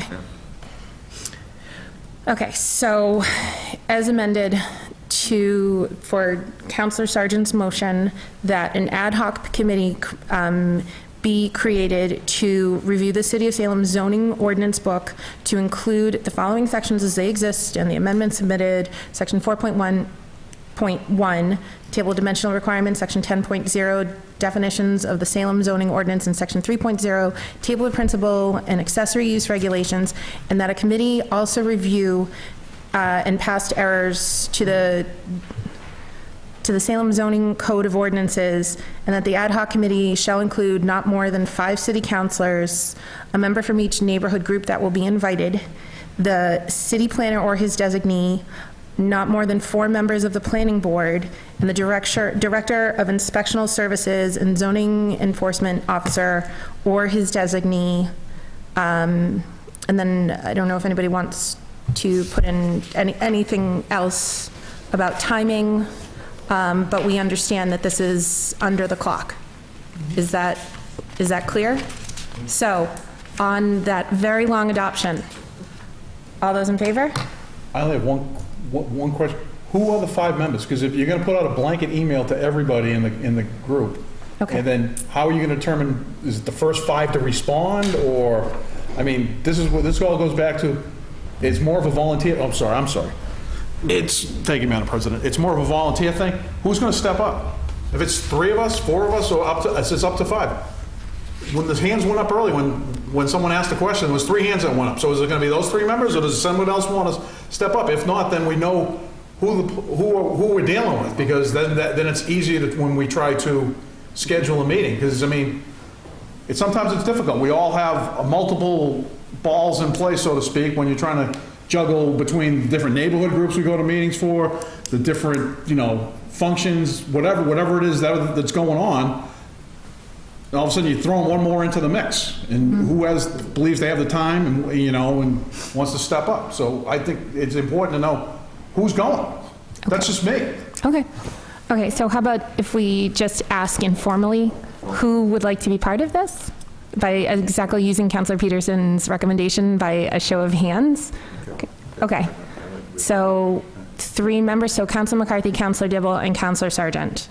Okay, great. Thank you. Okay, now, thanking Councilors McCarthy, Dibble, and Sargent for their service, do we move for adoption? Yep. All those in favor? All those opposed? Matter carries. Thank you. Further motions, orders, and resolutions. Councilor Flynn. Thank you, Madam President. City of Salem and City Council, April 12, 2018, ordered that the corner of Bulk and Simon Street be designated as a Veterans Square in honor of Sidney Seknow, who was a Salem resident and enlisted in the U.S. Army and later entered Officer Candidate School. His impressive career included serving in the United States Special Forces, also known as the Green Berets, rising to the rank of Major General, and later as Commander of the U.S. Army Special Forces. During his 40 years of active military service, he has been highly decorated and made substantial contributions to the safety and well-being of our city and country. And I move for adoption. Councilor Flynn moves for adoption. Under discussion? Yes, I'd just like to say that I did talk to the veterans agent about this, Kim Emmerling, and I'd like everyone to read, you have the memo in front of you regarding the general's history in Salem, and it really is quite incredible. He was born in Lithuania. He was imprisoned as a child in a concentration camp in Germany. Only 5% survived. He was reunited with his mother and younger brother, and in 1950, he immigrated to Salem. He entered the Army, the Officer Candidate School. In 1960, he was commissioned. 62, he was Special Forces. He applied for the Green Berets, and he rose to Major General. And this is no doubt a hero and a legend in our city, and I think it's something that is really well-deserved and that we should follow through on. Thank you. Thank you. Any further discussion? Councilor Fury, I'm sorry. I'm giving you a lot of exercise tonight. Ward 6. Word 6? No, Ward 6, Resident 2, Queen's Pride.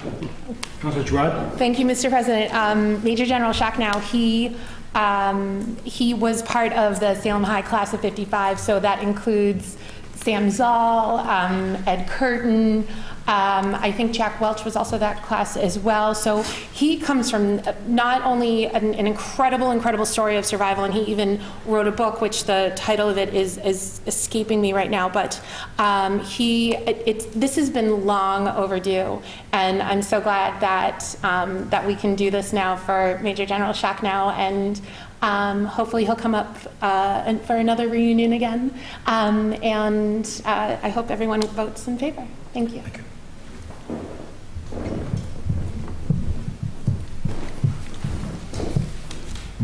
On Councillor Flynn's motion for adoption, all those in favor? All those opposed? Matter carries. Further motions, orders, and resolutions. Councillor Flynn. Thank you, Madam President. In the year 2018, an ordinance to amend an ordinance relative to traffic, Chapter 42, Section 45, heavy commercial vehicles prohibited. Be it ordained by the City Council of the City of Salem as follows. Section 1, Chapter 42, Section 45, heavy commercial vehicles prohibited. Certain streets is hereby amended by adding the following. Safford Street, heavy commercial vehicles prohibited in its entirety. Section 2, this ordinance shall take effect as provided by city charter. And I'm going to move adoption for first passage. Councillor Flynn moves for adoption for first passage. Under discussion. Thank you, Madam President. I actually was notified about this from Lieutenant Robert Brzezinski over at the Salem Police Station on his recommendation, and I do agree with him. Going through there with trucks on that side street at Safford and Watson, they're very tight, and when you try to make that turn onto Beaver Street, it's almost impossible. I can tell you it is with fire trucks in the past, and I can see why he did this and had followed up on him. I recommend it's a great thing that is good for the neighborhood and for the safety of vehicles parked along that road. Thank you. Thank you. Any further discussion? Seeing none, on Councillor Flynn's motion for adoption for first passage, all those in favor? All those opposed? Matter carries. Further motions, orders, and resolutions. Councillor Flynn. Thank you, Madam President. In the year 2018, an ordinance to amend an ordinance relative to traffic, Chapter 42, Section 45, heavy commercial vehicles prohibited.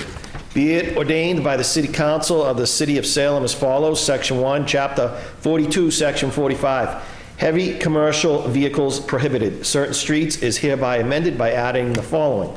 Watson Street, heavy commercial vehicles prohibited in its entirety. Section 2, this ordinance shall take effect as provided by city charter. Thank you. And I do move for adoption for first passage. Councillor Flynn moves for adoption for first passage. Under discussion. This is the same exact thing as the other one that I just read, recommended by Lieutenant Brzezinski of the Salem Police. Those two streets off of Boston Street, they're parallel to each other. Similar size, and they both go on to Beaver Street, and it's the exact same reasons, very tight, and it's something that would be safer for traffic and for the cars parked there. Thank you. Thank you. Any further discussion? Seeing none, on Councillor Flynn's motion for adoption for first passage, all those in favor? Councillor Flynn, you should, Councillor Flynn? Yes. All those in favor? I would imagine you'd want to vote in favor of Yes. your motion. Thank you. Thank you, Madam All those in favor? All those opposed? Matter carries. This one too, right? Further motions, orders, and resolutions. Councillor Madore. Thank you, Madam President. I waive to read this. Waive the reading. Waive the reading. Thank you. Thank you. Thank you, Madam President. I move for this to be referred to the Committee of Ordinance, License, and Legal Affairs. Councilor Madore moves that this be referred to the Committee on Ordinances, Licenses, and Legal Affairs. Under discussion. Yes, thank you, Madam President. And this is The product of quite a long discussion starting from maybe towards the end of last year, where some business owners and residents wanted more clarity on parking around Getty Street and Norman and Margin. So the Parking and Traffic Department has been holding several neighborhood meetings and also discussing this through the Parking and Traffic Commission, all of which were well attended by the good at-large counselor and also the good Ward 3 counselor. And we haven't heard much opposition in terms of the changes, but just we received some last-minute concerns, so I want to make sure we get this right and work through it through the committee. Thank you. Thank you. On any further discussion? Seeing none, on Councilor Mador's motion that this be referred to the Committee on Ordinances, Licenses, and Legal Affairs. All those in favor? All those opposed? Matter carries. Okay. Councilor Fury, since these two are mine, why don't I come down and you'll call for motions, orders, and resolutions? Thank you. Councilor Maduro. I apologize. I apologize. Don't get over. Thank you, Mr. President. City of Salem, in the year 2018, an ordinance to amend an ordinance relative to traffic, Chapter 42, Section 50B, handicap parking limited time.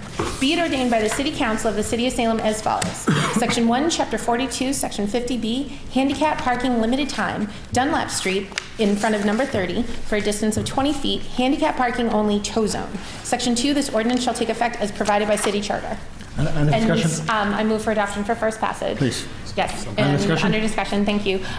This constituent had contacted me about needing a handicap space in front of their home. I had Lieutenant Przewski, as he is so fantastic, to do for all of us, that he went out and he got a copy of the handicap placard and he looked at the space, at the area where this person lives, and agreed that this would be an appropriate place for a handicap placard. So I support his recommendation and, again, move for adoption for first passage. Any further discussion? Hearing no further discussion on the adoption for first passage. All those in favor? All those opposed? Unanimous. Great street. Yes. Street. Oh, you like that street? Great huh? neighbors. I wonder why. Please, Councilor Gerard. Thank you. City of Salem and City Council, April 12th, 2018, ordered that the City Council elect Councilor Mador and Councilor McCarthy to the Affordable Housing Trust Fund Board of Trustees. Per ordinance, Chapter 2, Section 1002, that the City Council shall annually elect 2 members of the City Council to serve for a term of 1 year. The City Council President or her designee shall serve for a term of 1 year, and that their term expire on April 12th, 2019. And I move for adoption. Moving for adoption. And thanking those 2 city councilors to serve on this very noble commission. Thank you very much. Thank you. Any further discussion? Further discussion? Councilor Maduro, please. Thank you, Mr. President. Just because I'm a rookie also, do we need to recuse ourselves? Yes. Yes? Yes. Okay. Why would you have to recuse yourself? No, you don't have to recuse yourself. You're a member of the committee, Okay. So moving for first passage. All those in favor? Oh, no, this is for adoption. I We're adopting. apologize. Thank you. Moving for adoption. All those in favor? All opposed? Unanimous. Councilor Gerard, thank you. Thank you again to Councilors McCarthy and Mador for agreeing to serve. Committee reports. Councilor Terrio. Oh, I'm sorry. I always forget that. One of these, maybe by December, I'll remember. Further motions, orders, and resolutions. I think we have a couple of late files. So, Councilor Dibble. Thank you, Madam President, for not forgetting me. City of Salem and City Council ordered April 12, 2018, that the Public Health, Safety, and Environment Committee, co-posted with the Committee of the Whole, to meet with the Sustainability, Energy, and Resiliency Committee for a presentation on projects completed by this committee and upcoming goals, including the roadmap for the 100% clean energy resolution, and that SATV be requested to record and broadcast this meeting. I move for adoption. Councilor. You don't have to. It goes to committee. Sorry. Okay. Councilor Dibble moves that his motion be moved to the Committee on Public Health, Safety, and the Environment, co-posted with the Committee of the Whole. Under discussion. No discussion. That's right. It's a late file. Late files throw me off. So no discussion. So all those in favor? All those opposed? Matter carries. Thank you. further motions, orders, and resolutions. Are there any more late files? Yes, Madam President, thanks for your indulgence. Councilor Fury.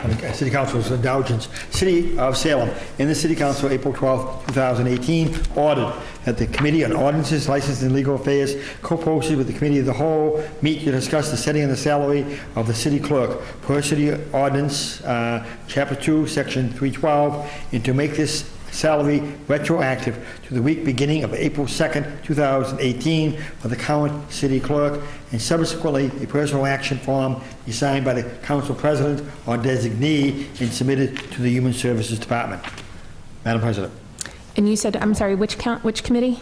Administration and Finance? Ordinances, licenses, and legal. Ordinances, license. Co-posted. Co-posted. Not Administration and Finance? Ordinances, licenses, and legal affairs. Okay. No discussion. No discussion. On Councilor Fury's motion that this matter be referred to Ordinances, Licenses, and Legal Affairs, co-posted with the Committee of the Whole. All those in favor? All those opposed? Matter carries. Okay. Committee reports. Councilor Terrio. Thank you, Madam President. City of Salem City Council, April 12, 2018. The Committee on Administration and Finance co-posted with the Committee of the Whole, to whom was referred the matter of an appropriation in the amount of $214,207 from capital outlay equipment account be expended for the furniture, fixtures, and equipment at the new Community Life Center by the Building Department, has considered said matter and would recommend approval. On acceptance of the report, all those in favor? All those opposed? Matter carries. On adoption of the recommendation, under discussion. Thank you, Madam President. Very briefly, we did meet tonight to go over this. There were a few questions asked by the members who were present for it. We had the interior designer here and representatives from Mike Lutraskowski, who's been coordinating the project from the city end, Dominic Bangallo as well. There were a few questions asked about the furnishings that we were taking in, the design, the desks, the upholstery of the chairs, and all sorts of terrifying details that we were for a moment there. We were suddenly the Committee on Administration and Design and Interior Architecture rather than the Committee on Administration and Finance. But we did work through everything, and we got some good information about what they're doing and some of the steps they're taking to make sure this stuff lasts and holds up well. So the committee voted unanimously for approval. Thank you. Any further discussion? Councilor Dibble. Thank you, Madam President. The good Ward 5 councilor is, I know he jokes a little bit, he was correct. It was a good meeting. I just want to point out that the good former Ward 2 councilor, Heather Famico, will be happy to know that 50% of the desks going into the facility will be the stand-up optional type desk. A healthier version, if you would, which I wish I had one of those desks. But the Ward 5 councilor is correct, and we talked about the furniture being accessible and making sure that some of the wheelchair occupants would be banging their knees on sharp things below the table to make sure that we're buying quality equipment for our new facility. It was very important, and it was a good meeting. Thank you. Thank you. Any further discussion? Seeing none. On adoption of the recommendation, all those in favor? All those opposed? Matter carries.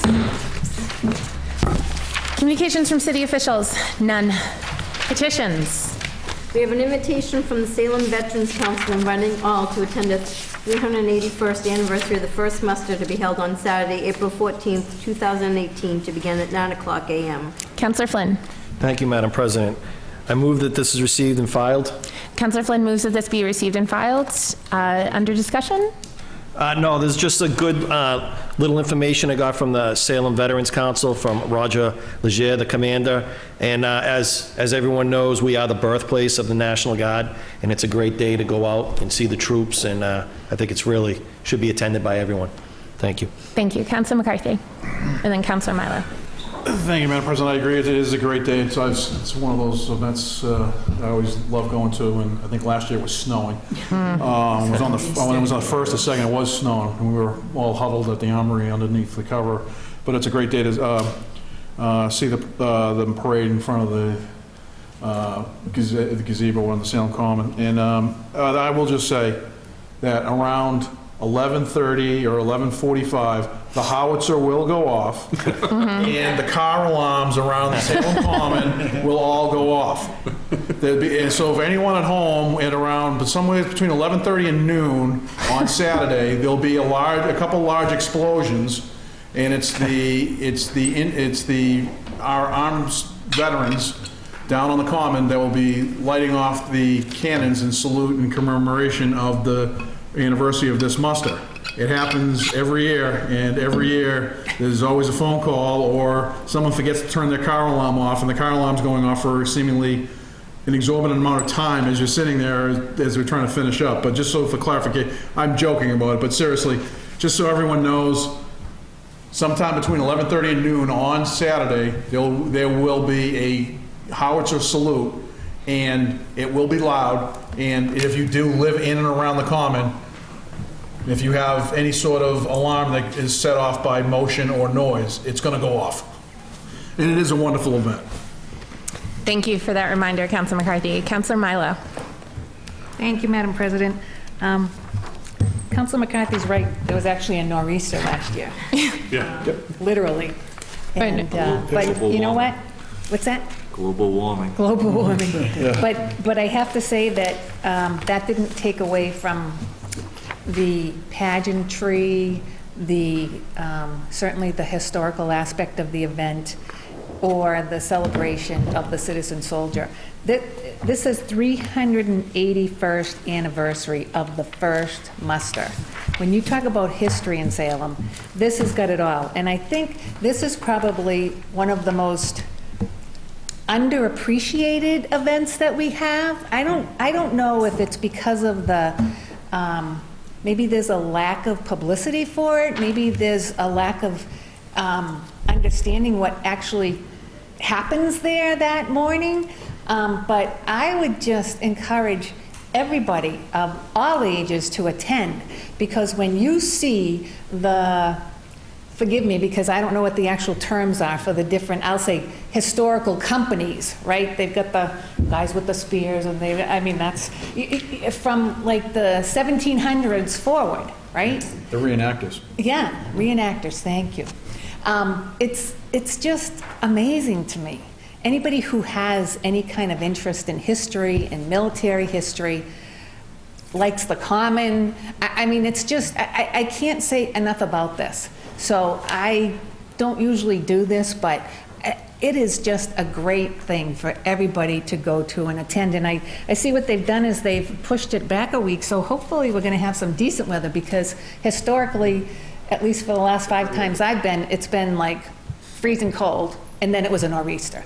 So, but if everybody can make it from this body, I think that would be a wonderful thing. We usually have a pretty good representation, but I think it's incumbent upon us as leaders within the city to make sure that we participate in this kind of thing as well. So that's my 2 cents. I think there's good signs that the weather is going to be amazing on Saturday. Wonderful. So hopefully that'll increase participation. Councilor Terrell. Thank you, Madam President. I'll just note something, you know, I'm wearing my first muster commemorative pin tonight as well, but the, just a brief moment of being a history nerd here about this. So this is a commemoration, to be precise, of 382 years ago, the Commonwealth, for back when Massachusetts was a colony, established 3 regiments, the East Regiment, North Regiment, and South Regiment, to form up a local militia. The East Regiment, which was the one here, was the first one to organize and muster, and so that commemorates it. The East Regiment is the direct ancestor of what is now today the 101st Engineers of the Massachusetts National Guard. And so because of that, Salem is recognized as the birthplace of the National Guard, because that very first muster that turned into what is now a guard company happened here in Salem. And that is pretty close to an unbroken, about as close to an unbroken line to our past as we have in this city. We talk about Salem turning 400 in a few years. We talk about the witch trials that happened. This is a real serious part of this country's history, and for generations, the 101st has assembled in commemoration of that event on our common. And along with that, there are other companies represented. We've had change of command ceremonies take place here. Of the National Guard General, presiding general, we've had the change of command ceremony here. We've had all sorts of things go along with this, and it's a fairly significant event because this is what the National Guard is the descendant of of these militias, of the Minutemen, of pretty much everything in our history goes back to this, and so for that reason, it's really something to celebrate, and the fact that something that important to our country's history started right here in Salem is just tremendous. So it's a great opportunity every year to recognize that. Thank you. Councilor Fury. Madam President, Councilor Leary, the Dean of the City Council, who this desk is named after, loved marching in that way. It just gave him goosebumps there. And sad to say we don't get the recognition and respect. Lexington and Concord get the respect on Patriots Day next Monday. But really, we deserve the respect and recognition in the city of Salem. What happened in Salem? It all began in Salem. Thank you to Congressman Taney that made it official. When he was congressman, he made it the official designation. Salem was the birthplace of the National Guard. So Councilor Leary is looking down tonight and saying thank you. Thank you. Any further discussion? Councilor Sargent. Just quickly, please. And again, if you look back at that time, of course, we weren't the United States at the time, but the border wasn't the Rio Grande. The border was the North River back then. These people weren't mustering for fun. They were mustering because they had to. They had to survive. And compared to today's time, every man over a certain age had to own a gun, had to own ammunition, had to muster, and I think possibly had to own a house at the same time. You by law had to be ready. There wasn't any choice back then. So times were different, but they were ready. So thank you. Thank you. Any further discussion? Seeing none, on Councilor Flynn's motion that this be received and filed, all those in favor? All those opposed? Matter carries. Further petitions. We have a request from residents of Looney Avenue to hold a block party on Saturday, July 7th, 2018, from 3 p.m. to 9 p.m. Councilor Flynn. Thank you, Madam President. I move that this be granted. Councilor Flynn moves that this be granted under discussion. No discussion. Thank you. And is there any further discussion? Seeing none, on Councilor Flynn's motion that this motion be granted, all those in favor? All those opposed? Matter carries. Further petitions. We have the following list of license applications: public guides, taxi operators, vehicle for hire operators only. Waive the reading.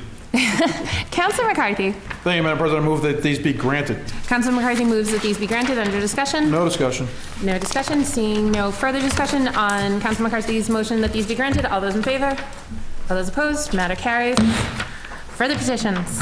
We have the following license application for a tag day: Salem High School Marching Band for 12/1/2018. Councilor McCarthy. Thank you, Madam President. I move that this matter be referred to the Committee on Licenses, Orders, and Legal Affairs. Councilor McCarthy moves that this be referred to the Committee on Ordinances, Licenses, and Legal Affairs. Under discussion? No discussion. No discussion. Seeing none, on Councilor McCarthy's motion that these be referred, or that this be referred to the Committee on Ordinances, Licenses, and Legal Affairs, all those in favor? All those opposed? Matter carries. Further petitions. We have 4 claims and 1 subrogated claim. Councilor McCarthy. Thank you, Madam President. I mmove that these matters be referred to the Committee on Ordinances, Licenses, and Legal Affairs. Councilor McCarthy moves that these be referred to the Committee on Ordinances, Licenses, and Legal Affairs. No discussion. No discussion. Seeing none, on Councilor McCarthy's motion that these be referred to the Committee on Ordinances, Licenses, and Legal Affairs, all those in favor? All those opposed? Matter carries. Further petitions. We have the following drain layer contract operator licenses: Suffolk Engineering and DiBiase Corp. Councilor McCarthy. Thank you, Madam President. I move that these be granted. Councilor McCarthy moves that these be granted. Under discussion. No discussion. Seeing no discussion on Councilor McCarthy's motion that these be granted, all those in favor? All those opposed? Matter carries. Unfinished business. We have the second passage of an ordinance amending traffic, Chapter 42, Section 50B, handicap parking, limited time, repair Laurels. Councilor Terrell, sorry. Councilor Terrell. Thank you, Madam President. I move for adoption for second and final passage. Councilor Terrell moves for adoption for second and final passage. Under discussion. No discussion. Seeing no discussion on Councilor Terrell's motion for adoption for second and final passage, all those in favor? All those opposed? Matter carries. Further unfinished business. We have the second passage of an ordinance amending traffic, Chapter 42, Section 10A, one-way streets, repeal Sumner Road. Councilor Dibble. Yes, thank you, Madam President. I move for adoption for second and final passage. Counselor Dibble moves for adoption for second and final passage. Under discussion? Surprisingly, no. Well, on Counselor Dibble's motion that this be adopted for second and final passage, all those in favor?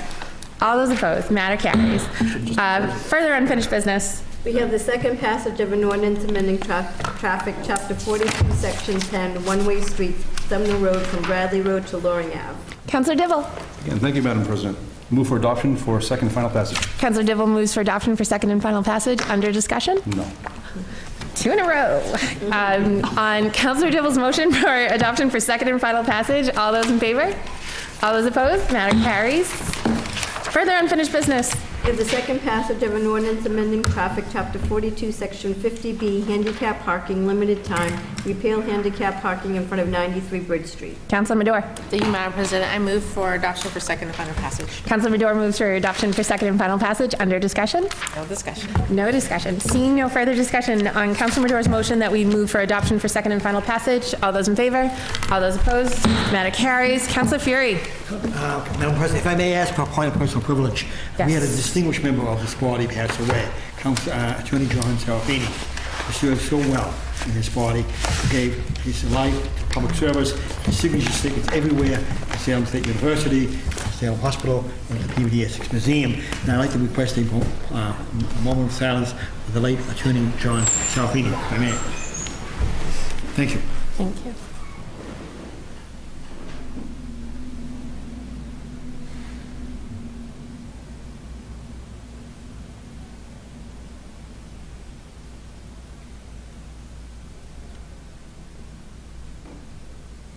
Thank you. Counselor Dibble. Thank you, Madam President. I also ask for a point of personal privilege.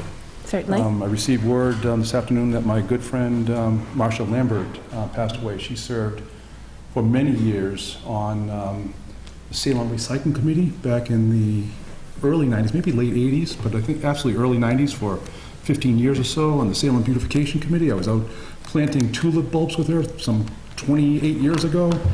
She was just active in so many things, and she'll be a loss to the city of Salem. So I ask for a moment of silence for the good Marcia Lambert as well. Certainly.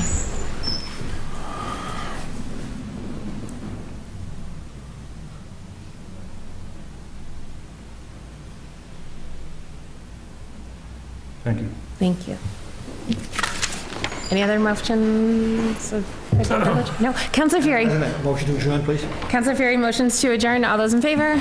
All those opposed? We are adjourned. Thank you, everyone.